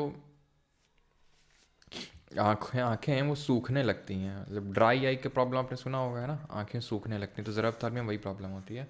आपके जो लैक्रिमल ग्लैंड्स हैं वो इनफ, लैक्रिमल ग्लैंड जो हमारे आँखों में होते हैं वही आंसू बनाते हैं, तो वो बना नहीं पाते हैं उतना। ठीक है, तो वो प्रॉब्लम हो जाती है इसमें। ठीक है, तो उसको मरासमस बोलते हैं। सैप्रोफाइट कौन है, सैप्रोफाइट का मतलब है जो डेड और डिकेइंग मैटर में अपना खाना ढूंढ रहा है, डेड और डिकेइंग मैटर में अपना खाना ढूंढ रहा है। तो ये ब्रेड मोल्ड या राइजोपस, स्पाइरोगैरा तो ग्रीन एल्गे होता है। ठीक है, ये तो अपना खाना खुद से बनाएगा, ये भी खुद से बनाएगा। कैस्कटा अमर बेल होती है, ये अमर बेल जो होती है ये आपकी, जो हमने तीसरा मोड ऑफ न्यूट्रिशन पढ़ा था कि भाई दूसरों का खून चूस के, तो कैस्कटा अमर बेल वही है कि दूसरों का सहारा लेके ग्रो करती है। Which of the following category of biomolecule does starch belong to. तो स्टार्च क्या है, प्रोटीन है, कार्ब है, लिपिड है, न्यूक्लिक एसिड है। तो हमने देखा था स्टार्च एक कॉम्प्लेक्स कार्बोहाइड्रेट है। Who among the following is considered as father of vitamin therapy. तो विटामिन थेरेपी का फादर, पिता किसको बोलते हैं, तो ये हम बोलते हैं, ये आपका CSF AC 2023 में क्वेश्चन पूछा गया है। ये है आपका कैसमीर फंक, जिन्होंने 1912 में नामकरण किया था। विच of the following group of organism correctly make a food chain. तो अभी फूड चेन हमने पढ़ा ही नहीं है, वैसे तो नॉर्मल सा है कि भाई ग्रास होगा देन गोट, गोट को ह्यूमंस थोड़ी ना, ह्यूमंस भी खा सकते हैं, लेकिन मेनली यहाँ पर इंसेक्ट, फ्रॉग, ग्रास। हाँ, इंसेक्ट को फ्रॉग थोड़ी ना खाता है भाई। ठीक है, पहले तो ग्रास आएगा, देन इंसेक्ट आएगा, देन फ्रॉग आएगा। ये भी नहीं होगा, ठीक है। एलिफेंट गोट ये होगा आपका, ठीक है। चलिए, वैसे तो अभी करना नहीं है इसको, हमने फूड चेन पढ़ा नहीं है। Major source of vitamin and mineral for vegetarian is, तो विटामिन और मिनरल का मेजर सोर्स क्या है? It's also my first class then how to complete the completed topic. देखो, पॉलिटी हो चुका है, ज्योग्राफी हो चुका है, और बायोलॉजी भी खत्म होने को आया है। अब आज से आपने शुरू किया है, मेरे हिसाब से तो केमिस्ट्री के साथ शुरू करना चाहिए था, अगर आपको लाइव क्लास लेनी चाहिए थी, बिकॉज स्टार्टिंग से शुरू करना चाहिए। बिकॉज अब काफ़ी चीज़ें हैं, कुछ चीज़ें हैं जैसे कि ग्लाइकोजन वाली चीज़ है, तो आपको नहीं समझ में आई होगी, वो हम पहले डाइजेस्टिव सिस्टम में पढ़ चुके हैं, ठीक है। सर मेरे पास 2.0 है, क्या 3.0 बैच की ज़रूरत है? ऐसा सच बहुत ज़्यादा ज़रूरत तो नहीं है, लेकिन किसी को अगर जैसे अपग्रेड करवाना होता है कि भाई 2.0 को हमें ज़्यादा और अपग्रेड करना है, काइंड ऑफ कि हमें वैलिडिटी बढ़ानी है, तो मैं एडवाइस करूँगा कि 3.0 में को मतलब वो कर लो। एक मैं कूपन कोड क्रिएट कर दूंगा, जो सिर्फ GK 2.0 जिन्होंने ले रखा है सिर्फ उन्हीं के ही बैच में लगेगा वो कोड। उससे क्या होगा, उनको काफ़ी ज़्यादा डिस्काउंट मिल जाएगा, जिसकी वजह से मतलब अगर उन्हें एनरोल करना है, मैं कोई ऐसा नहीं बोल रहा हूँ करना ही करना, अगर करना है तो वो कर सकते हैं, ठीक है। Major source of vitamin and mineral for vegetarian is, तो विटामिन और मिनरल का वेजिटेबल और फ्रूट्स होता है, वेजिटेबल एंड फ्रूट, ठीक है। सोयाबीन में प्रोटीन होता है, मिल्क में वही कैल्शियम वगैरह होता है, तो ये तो होगा नहीं आपका, ठीक है। आंसर यहाँ पर ऑप्शन नंबर सी होगा। Intestinal bacteria are main source of which of the following vitamin, तो इंटेस्टाइन में जो बैक्टीरिया बैठा होता है, समझ रहे हैं आप, इंटेस्टाइन में जो बैक्टीरिया बैठे होते हैं वो भी काफ़ी अच्छे होते हैं। तो इंटेस्टाइन में जो बैक्टीरिया बैठे होते हैं, खासकर जो हमारा कोलॉन होता है, कोलॉन वही पार्ट होता है लार्ज इंटेस्टाइन का जो वाटर एब्जॉर्प्शन को फैसिलिटेट करता है, लास्ट पार्ट होता है एकदम लार्ज इंटेस्टाइन का। पहला पार्ट क्या होता है लार्ज इंटेस्टाइन का, जरा बताएंगे। तो ये विटामिन B12 का जो है मेन सोर्स होता है। Which of the following statement about process of photosynthesis correct, तो प्रकाश संश्लेषण के बारे में कौन सा यहाँ पर कथन सही है? Chemical energy is converted into light energy, light energy is directly, अच्छा ठीक है मल्टीपल है। तो carbon dioxide is oxidize to form carbohydrate, तो कार्बन डाइऑक्साइड का ऑक्सीडेशन होता है, मैंने आपको बताया था रिडक्शन होता है, कहाँ पर होता है? लाइट इंडिपेंडेंट रिएक्शन यानी कि केल्विन साइकिल में होता है। Water molecule splits into hydrogen and oxygen, light energy is directly use to split water, light energy directly use नहीं होती है, इनडायरेक्ट यूज होता है, यानी कि पहले वो क्लोरोफिल में स्ट्राइक करेगी देन वो तोड़ेगी उसको। तो option number C will be the correct answer. Correct पूछा तो water molecule splits into hydrogen and oxygen. Which of the following statement about fertilizer is not correct, तो फर्टिलाइजर के बारे में यानी कि आपका उर्वरक के बारे में कौन सा कथन है सही नहीं है? Urea is a phosphorus containing fertilizer, तो पहला वाला ही गलत हो गया, बिकॉज NH2CO NH2 तो नाइट्रोजन कंटेनिंग फर्टिलाइजर है ये, ठीक है। फर्टिलाइज़र डालने से फर्टिलिटी यानी कि उर्वरक डालने से मृदा की जो उर्वरता होती है वो बढ़ जाती है, बिल्कुल सही बात है। और यूरिया में बहुत ज़्यादा नाइट्रोजन होता है आपका, ठीक है। और यूरिया को प्रिपेयर करते हैं अमोनिया और कार्बन डाइऑक्साइड को मिला के उनके एक्शन से हाई प्रेशर और हाई टेम्परेचर में। Organism capable of using CO2 as principal carbon sources are called as, वो ऑर्गेनिज्म जो CO2 को यूज़ कर लेते हैं अच्छे से, उनको हम क्या बोलते हैं? उनको हम बोलते हैं पैरासाइट, नहीं उनको हम बोलते हैं ऑटोट्रॉफ, ठीक है। पैरासाइट तो जैसे हमारी कैस्कटा थी, अमर बेल थी। आखिरी क्वेश्चन देखिए जो इसमें पूछा गया आपका, that is which of the following is not a requirement for photosynthesis, तो क्लोरोफिल की रिक्वायरमेंट होती है, CO2 की, वाटर की, लेकिन O2 तो एक बाई प्रोडक्ट होता है, ये रिक्वायर्ड नहीं होता है आपका। अच्छा, एक और, which of the following disease is cause due to the deficiencies of vitamin D, vitamin D की कमी से क्या होता है? तो बेरी बेरी B1 की डिफिशियंसी से, स्कर्वी C की, डी, ठीक है। चलो एक और कर दो, विच of the following combinations most appropriately represent the component of balance diet, तो बैलेंस डाइट में क्या क्या आता है? कार्बोहाइड्रेट आता है, प्रोटीन आता है, फैट आता है, vitamin, minerals, fibre, water. Fibre क्या होते हैं? फाइबर आपका क्या करता है? फाइबर आपका कॉन्स्टिपेशन की प्रॉब्लम को सॉल्व करता है, आपका बॉवेल मूवमेंट अच्छा कर देता है, जो आपका खाना खाते हैं वो उसका अच्छी तरह से उसका पूरा मूवमेंट होता है इंटेस्टाइन के थ्रू, ठीक है। अब ये क्यों नहीं है कि क्यों कार्बोहाइड्रेट विटामिन बेकार होते हैं? बेकार नहीं, क्योंकि इसमें फाइबर और वाटर नहीं है इसलिए, ठीक है। सब कुछ होना चाहिए बैलेंस डाइट में। Food like margarine, fried food, cookie, chips, snack food unhealthy consider किया जाता है, क्यों? कौन सा टाइप ऑफ फैट होता है इनमें? Trans fat, monounsaturated, poly unsaturated या फिर सैचुरेटेड, तो इनमें ट्रांस फैट होता है, इसलिए जो है इनको बेकार कंसिडर किया जाता है। आखिरी कर लो, जितने होंगे फिर आगे नहीं करेंगे, आपके लिए होमवर्क हो जाएंगे। विच of the following food is not naturally rich in protein? Green leafy vegetable, yes, ये प्रोटीन नहीं होता है वेजिटेबल में, ठीक है। आपको दही में, आपको अंडे का जो वाइटिश पार्ट होता है, लेंटिल हो गया, दाल, उसमें देखने को मिलता है, ग्रीन लीफी वेजिटेबल में नहीं। एक क्वेश्चन तुम्हारे लिए होमवर्क है, ठीक है। Which of the following is released in the process of photosynthesis, प्रकाश संश्लेषण में क्या निकलता है आपका, तो आपको ही पता है क्या निकलता है, ऑक्सीजन निकलता है, CO2 और H2O लग के मिल आपका ग्लूकोज बनता है और ऑक्सीजन निकलती है। Which of the following grains contain oryzenin, oryzenin किस में होता है, तो ओराइजेनिन एक तरह का प्रोटीन होता है काइंड ऑफ, जो ग्लूटेलिन मैंने आपको बताया था जो चावल में होता है, राइस में, तो ये टाइप ऑफ ग्लूटेलिन होता है, ग्लूटेलिन का टाइप होता है oryzenin. Fourth, what happens to the guard cells when water flows into them, तो जो गार्ड सेल्स होती हैं तो जब उनमें पानी जाता है तो क्या होता है, हम पढ़ चुके हैं यार ये, ठीक है, कर चुके हैं। प्लांट्स दैट आर कि वो फूल जाएंगे, मतलब सॉरी, जब वो पानी जाएगा तो वो क्या होंगे, फूल जाएंगी और वो टर्जिएट हो जाएंगे और खुल जाएंगी वो, सो दैट पानी बाहर जा सके। Water that are adapted to live under plenty, कर चुके हैं, हेलियोफाइट होगा, ठीक है। Leaves have a green pigment called dash which helps to capture the energy from the sunlight, तो कौन सा ग्रीन पिगमेंट होता है जो सनलाइट के कैप्चरिंग में हेल्प करता है, जैंथोफिल तो नहीं है, जैंथोफिल तो ये येलो पिगमेंट से एसोसिएटेड है, आंसर होगा क्लोरोफिल, ऑप्शन नंबर बी। कौन सा मेटल होता है, मैग्नीशियम मेटल होता है, किसमें प्रेजेंट होता है, थाइलाकॉइड में, और थाइलाकॉइड का जो गट्ठर है, जो स्टैक है, उसको हम क्या बोलते हैं, उसको हम ग्रेनम के नाम से जानते हैं। Question number 7, which plant tissue is responsible for the transportation of water and minerals from the soil to the stems and leaves, तो कौन सा हमारा प्लांट टिश्यू होता है जो कि वाटर एंड मिनरल के ट्रांसपोर्टेशन में हेल्प करता है, तो कौन सा होता है, जाइलम। फ्लोएम किस में हेल्प करता है, फूड के, ठीक है, जाइलम वाटर मिनरल के ट्रांसपोर्टेशन में हेल्प करता है। फ्लोएम के टाइप्स क्या होते हैं, phloem fibre, phloem parenchyma, sieve tube, sieve cells, companion cells, ये फ्लोएम के टाइप्स होते हैं ना, हमने पढ़े थे। और जाइलम के क्या क्या टाइप्स होते हैं, जाइलम पैरेन्काइमा, जाइलम फाइबर्स। आगे बढ़ते हैं, which of the following is the ultimate source of energy, और एक चीज़ यहाँ पर नोट करना, रैंडमली अभी मेरे दिमाग में है, SSC JEE में क्वेश्चन पूछा गया था, ये SSC JEE में क्वेश्चन पूछा गया था, अब हो सकता है क्वेश्चन आएगा भी, लेकिन अभी क्योंकि दिमाग में आया तो मैं लिख देता हूँ इस चीज़ को। इसमें क्लोरोफिल में मीजोफिल नाम की एक सेल्स होती है, मीजोफिल सेल्स, ये ध्यान रखना, फोटोसिंथेसिस में इन्वॉल्व होती हैं, SSC JEE में क्वेश्चन पूछा गया था ये, ठीक है। तो मीजोफिल सेल्स के बारे में ध्यान रखना कि ये आपका हेल्प करती हैं फोटोसिंथेसिस यानी कि प्रकाश संश्लेषण में, ठीक। बैक टू द क्वेश्चंस, तो अल्टीमेट सोर्स ऑफ एनर्जी क्या है, सन है, sun is the ultimate source of energy, option number B. The mode of nutrition in which organism make food themselves from simple substances is called as, simple substances से खाना बनाया जाता है, autotrophic. सेप्टोट्रॉपिक क्या है, जो डेड और डिकेइंग मैटर से, ठीक है। फोटोट्रॉपिक का मतलब वही लाइट से। बाकी हीटोट्रॉपिक की अगर बात करेंगे जो दूसरों पर डिपेंडेंट रहते हैं।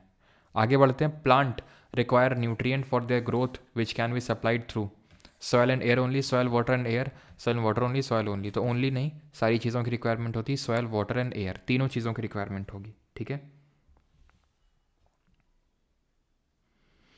शीतल सिंह जी, ये क्लास लाइव यहीं पे होती है, ठीक है, वहाँ पर अलग से नहीं होती है, मतलब यहाँ पे होती है, उसके बाद रिकॉर्डिंग चली जाती है एप्लीकेशन पे। Water comes out of the leaves in the form of vapour by a process called as, कर चुके हैं, ट्रांसपिरेशन, गटेशन, सब अंतर, ठीक है, सब किए हुए क्वेश्चन मैं कराऊंगा नहीं, ठीक है, ज़्यादा टाइम नहीं लगेंगे। ब्रॉड ग्रीन पार्ट उसको लैमिना बोलते हैं। The green plant in a terrestrial ecosystem capture about how much percentage of energy of sunlight that falls on their leaves and convert it into food, तो कितनी percent light को capture किया जाता है, तो हमने पढ़ा था कि अभी थोड़ी देर पहले आना होता था 1%, वैसे ये चीज़ मैं आपको एनवायरनमेंट एंड इकोलॉजी में भी चीज़ आपको बताऊंगा, ठीक है। तो ऑप्शन नंबर फर्स्ट, 1% को कैप्चर किया जाता है। Nuts, vegetable oil and fish are good source of which of the following vitamins, sorry which of the following, not vitamins, nut, vegetable oil और फिश, ये होते हैं गुड सोर्सेज ऑफ हमारे healthy fat इनमें होता है। क्लियर इतनी चीज़, healthy fat अच्छे होते हैं इसमें।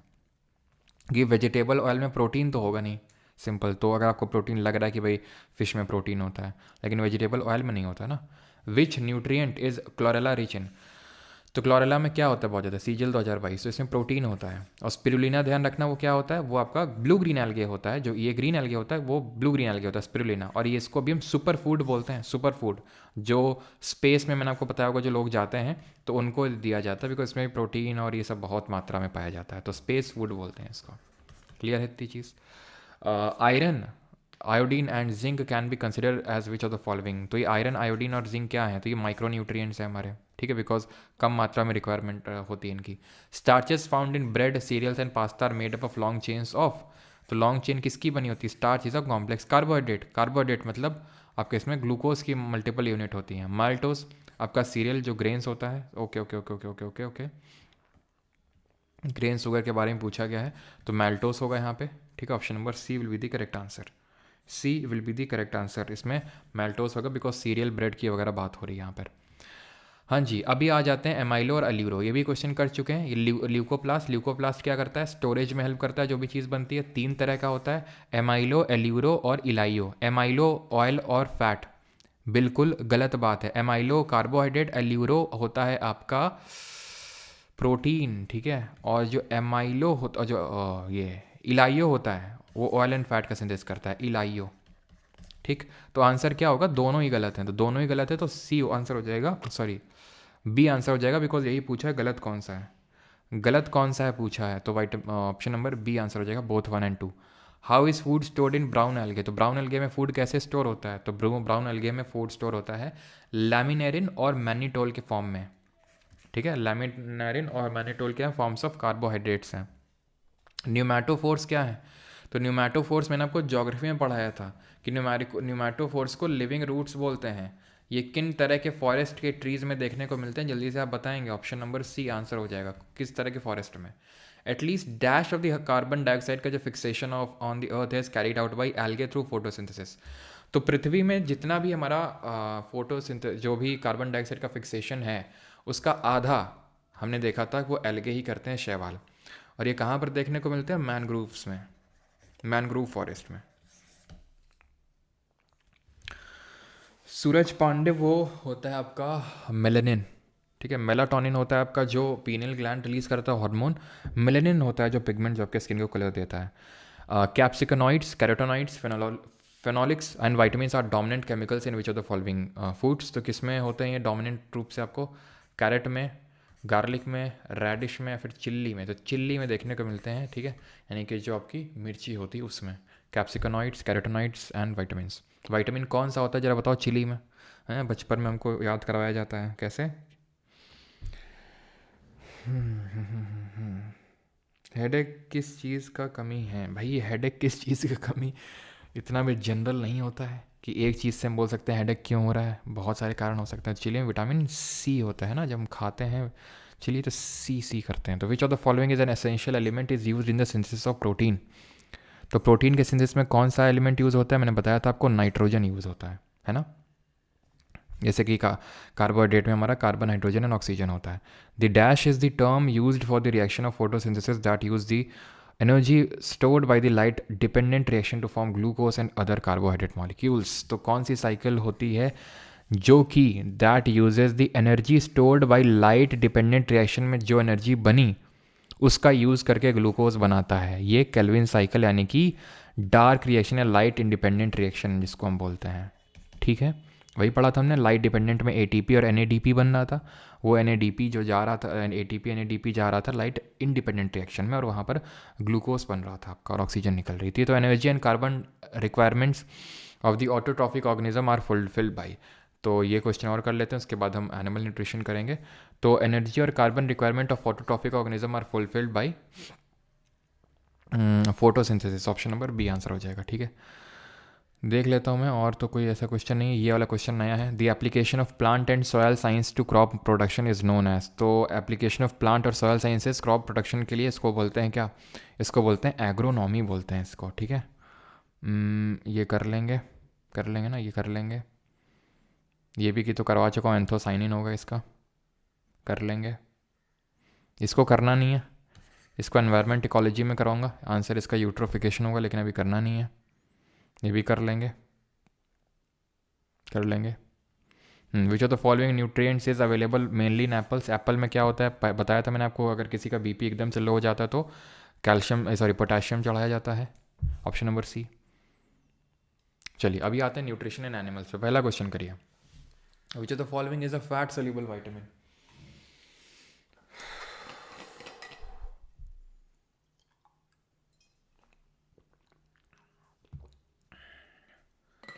वसा में घुलनशील विटामिन कौन सा होता है, ठीक है, तो विटामिन सी होता है, option number A. B C होते हैं हमारे, सॉरी वसा में पूछ रहा है, तो विटामिन कीड़ा, ठीक है कीड़ा, तो ऑप्शन नंबर डी हो जाएगा विटामिन डी। बी सी होते हैं वाटर में सोल्यूबल, और के ई डी ए होते हैं फैट में। Which essential micronutrient plays a clear role in synthesis, storage, and secretion of insulin in the hexameric form as well as conformational integrity of insulin. Insulin को कौन secrete करते हैं, कौन से gland? तो ये जिंक है। अब समझ में आ रही है आपको माइक्रो न्यूट्रिएंट की क्या वैल्यू होती है? इंसुलिन के सेक्रेशन में भी और उसके स्टोरेज में हेल्प करता है, जिससे हमारा ब्लड में शुगर लेवल कंट्रोल में रहता है। ठीक है, तो इंसुलिन जो है हमारे पैनक्रियाज रेगुलेट करते हैं। जो क्या करते हैं इंसुलिन करते हैं ग्लूकोज को ग्लाइकोजन में कन्वर्ट।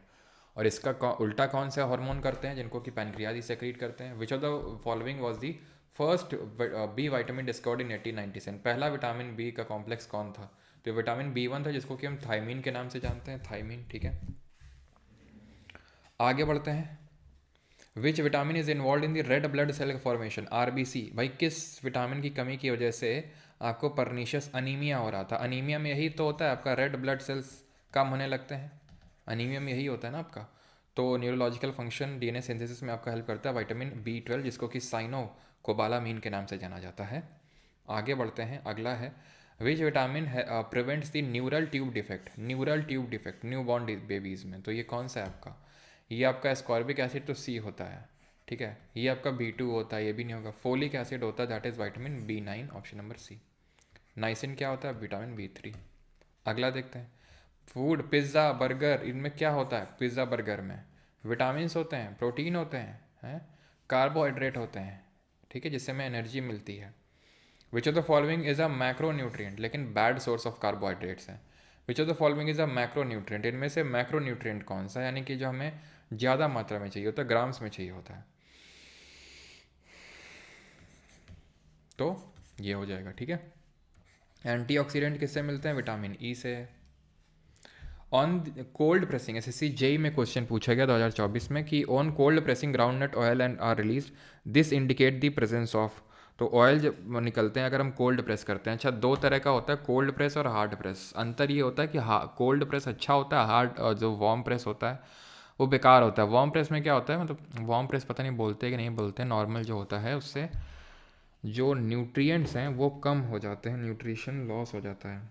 आपने सुना होगा कोई भी चीज़ से अगर तेल निकाला जा रहा है तो उसको कोल्ड प्रेस करके अगर निकाला जाए तो ज़्यादा अच्छा होता है, उसको ज़्यादा अच्छा माना जाता है और ज़्यादा महंगा भी चीज़ मिलता है। कोई भी चीज़ का ऑयल, कोई भी चीज़ का ऑयल हो, ठीक है, कोल्ड प्रेस अच्छा होता है। तो आंसर हो जाएगा यहाँ पे फैट। B12 को क्या बोलते हैं?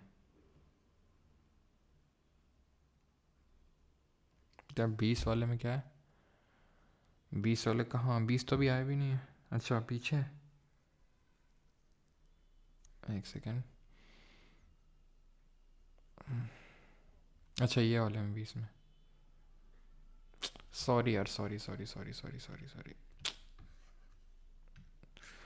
रूट बोल के फ्रूट में क्लिक कर दिया गलती से, गलती हो गई,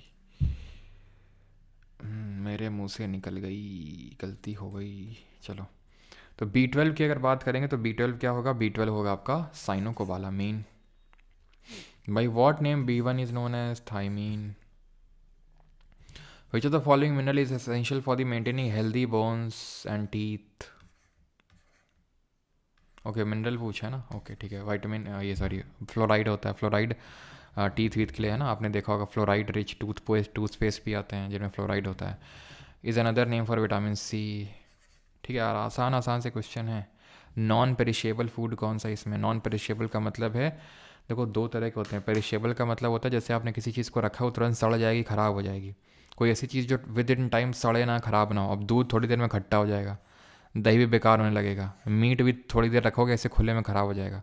दालें थोड़ी ना ख़राब होती हैं। अब वो तो वो वाली दाल की मत बात करना कि घर में आपकी मम्मी ने दाल बनाई है वो, है ना, उबाल उबाल के और सब तड़का वड़का लगा के, उस दाल की बात नहीं हो रही, नॉर्मल जो सीधे निकाली जाती खेत से। ठीक है, चलो यार 6 क्वेश्चन और कर लेते हैं, उसके बाद आपके लिए होमवर्क होगा, बिकॉज सारे क्वेश्चन किए हुए हैं। अब मैं यहाँ पे टिक करता जाऊँगा तो तुम्हारा दिमाग काम नहीं करेगा, तुम खुद से खुद तो करोगे नहीं, मतलब दिमाग तुम्हारा काम करेगा नहीं, तो फिर क्वेश्चन का पर्पस डिफीट हो जाएगा पूरे, इतने सारे जो क्वेश्चन हैं उनका। ठीक है, तो दूध में क्या होता है? अगेन करवाया हुआ है कैसीन। एल्बुमिन कहाँ प्रोड्यूस होता है? लिवर में। एल्बुमिन एक प्रोटीन है जो लिवर में प्रोड्यूस होता है। वैसे ये उसमें चावल में भी देखने को मिलता है। इनकरेक्टली कौन सा मैच्ड है? फ्रुक्टोज फ्रूट शुगर है, मेल्टोज ग्रेन शुगर है, स्टार्च स्टार्च तो पेड़ पौधों में देखने को मिलता है, एग योक में तो कोलेस्ट्रॉल वगैरह होता है, लैक्टोज मिल्क शुगर होता है, ठीक है। Which of the following is not included in the Indian food guide pyramid. Indian food guide pyramid में हेल्दी ईटिंग में क्या इन्वॉल्व नहीं है? भाई दारू, चाहे इंडिया का हो चाहे कहीं का पिरामिड हो, दारू कब से हेल्दी ईटिंग में आने लगी? खुद ही सोचो यार, हैं कि पता चला लो सरकार बोल रही दारू पीना भी थोड़ा ज़रूरी है, रात में जो है थकावट हो जाती है तो दारू भी पी लिया करो हेल्दी डाइट ऐसा तो होगा नहीं, ठीक है। तो ये सब होते हैं हेल्दी डाइट के पार्ट हमारे। विच protein is found in grains, तो ग्रेन्स में कौन सा प्रोटीन होता है? अर्गेनाइन, ग्लूटेन, डेल्टा प्रोटीन या फिर गम प्रोटीन? तो अभी हमने देखा था ग्लूटेन, है ना, पढ़ाया था ना हमने। विच of the following has a high fibre content, high fibre जो हमारे बावल मूवमेंट को रेगुलेट करता है, अच्छा सा मूवमेंट होता है, तो ये होता है आपका होल ग्रेन में। Second last, which of the following, ये भी पढ़ चुके हैं, कीटो डाइट में क्या होता है? तो कीटो डाइट में हाई अमाउंट ऑफ फैट होता है, adequate protein and low carbs होते हैं इसमें, ठीक है। चलो and the last question is this, ये भी यार किया हुआ है, ग्लूटेन फॉर्मेशन। ग्लूटेन फॉर्मेशन में कौन से दो आपके प्रोटीन्स, दो स्पेसिफिक प्रोटीन आपके इन्वॉल्व होते हैं ग्लूटेन फॉर्मेशन में? तो ये होते हैं आपके ग्लूटेनिन और ग्लाइसिन। बाकी आप क्वेश्चन करेंगे, ठीक है। पॉलीसैकेराइड कौन सा इसमें? Which of the following are edible polysaccharide? अभी एमटीएस में ही क्वेश्चन पूछा गया है। तो एडिबल में आपका स्टार्च आएगा, एल्गिनेट्स आएगा, पेक्टिन। पेक्टिन आपको मैंने बताया था एल्गे का जो इनर वाला मेम्ब्रेन होता है पेक्टिन का बना होता है, ये सब आ जाएंगे, ठीक है। ये अभी मैंने बताया कि जो अंडे का वाइट पार्ट होता है, तो वाइट क्यों हो जाता है ये? तो वाइट हो जाता है डीनेचुरेशन की वजह से, और उसमें प्रोटीन होता है। खैर अब ये क्वेश्चन आप करेंगे खुद से, जितने भी क्वेश्चन हैं, नहीं तो फिर क्वेश्चन का पर्पस डिफीट हो जाएगा। अगर कोई ना आए तो आप बता देना, ठीक है। ये क्वेश्चन की संख्या काफ़ी ज़्यादा है आई थिंक। क्या हो गया?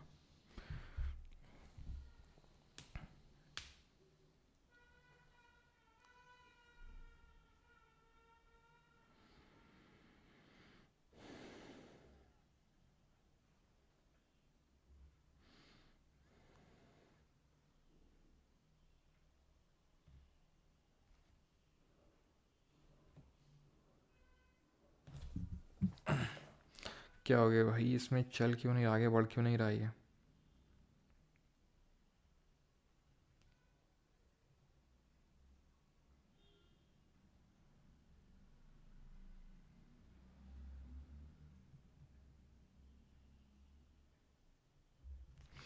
अब भाई जो छाया में रहते हैं प्लांट वो उनको ठीक है सनलाइट, वही क्या हो गया इसको? पता नहीं यार, बंद हो गया ये। जो छाया में रहते हैं जो पेड़, वो ऐसा नहीं कि उनमें धूप नहीं पड़ रही तो उनको फोटोसिंथेसिस परफॉर्म नहीं कर रहे हैं, वो भी फोटोसिंथेसिस परफॉर्म करते हैं, ठीक है। क्या है इसमें 27 27 27, क्या है ये? 46 50 51 52 53 54 56, क्या? 27 21 क्या है ये? अच्छा क्वेश्चन इतना ही है, मतलब ज़्यादा क्वेश्चन नहीं है आई थिंक। 7 8 8 10 10 15 क्वेश्चन होंगे, बाकी बार बार कुछ रिपीट हो गए ये, ठीक है। इसको मैं हटवा दूंगा, ठीक है। तो बाकी क्वेश्चन आप प्रैक्टिस करेंगे, आपको प्राइवेट टेलीग्राम चैनल पे मिल जाएगा इसका पीडीएफ, तो वहाँ से आप क्वेश्चंस प्रैक्टिस कर सकते हैं। बाकी तो सब किए हुए हैं, कोई नया हो तो आप बता देंगे। तो हाँ, डायरेक्ट सनलाइट नहीं मिलती, दैट डजंट मीन कि फोटोसिंथेसिस परफॉर्म नहीं करते हैं। जैसे मनी प्लांट वगैरह हो गया है ना, जिसको स्नेक प्लांट बोलते हैं, तो ये सब हमारे इंडोर प्लांट यूजुअली होते हैं। ये सनलाइट डायरेक्ट इनको ज़रूरत नहीं होती है। बाकी जो हमारे मतलब जो नॉर्मल भी लाइट होती है ना, नॉर्मल जो हम जलाते हैं अपने अंदर रूम में, उससे भी फोटोसिंथेसिस हो सकता है, उससे भी करते हैं ये जो इंडोर प्लांट्स होते हैं। और जो शेडी होते हैं उनको डायरेक्टली नीडेड नहीं होता है उसको, ठीक है। ऐसा नहीं कि वो जब तक पड़ नहीं रही है धूप तो फोटोसिंथेसाइज नहीं कर रहे हैं, वो इनडायरेक्टली करते हैं। Sir how to get rid of dandruff, Deepti Singh. एक तेल होता है, डाबर का तेल नहीं, एक सेकेंड, कौन सा तेल होता है वो, ईटी एनाजोल करके होता है, रुको मैं बताता हूँ अभी।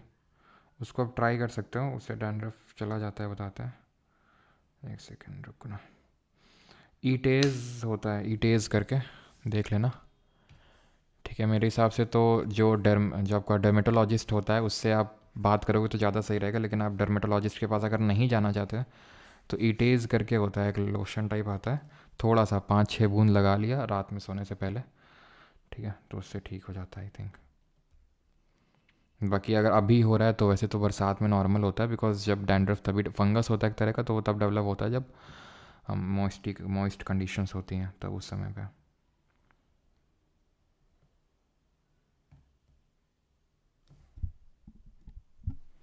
संडे का तेल, सेंधा नमक।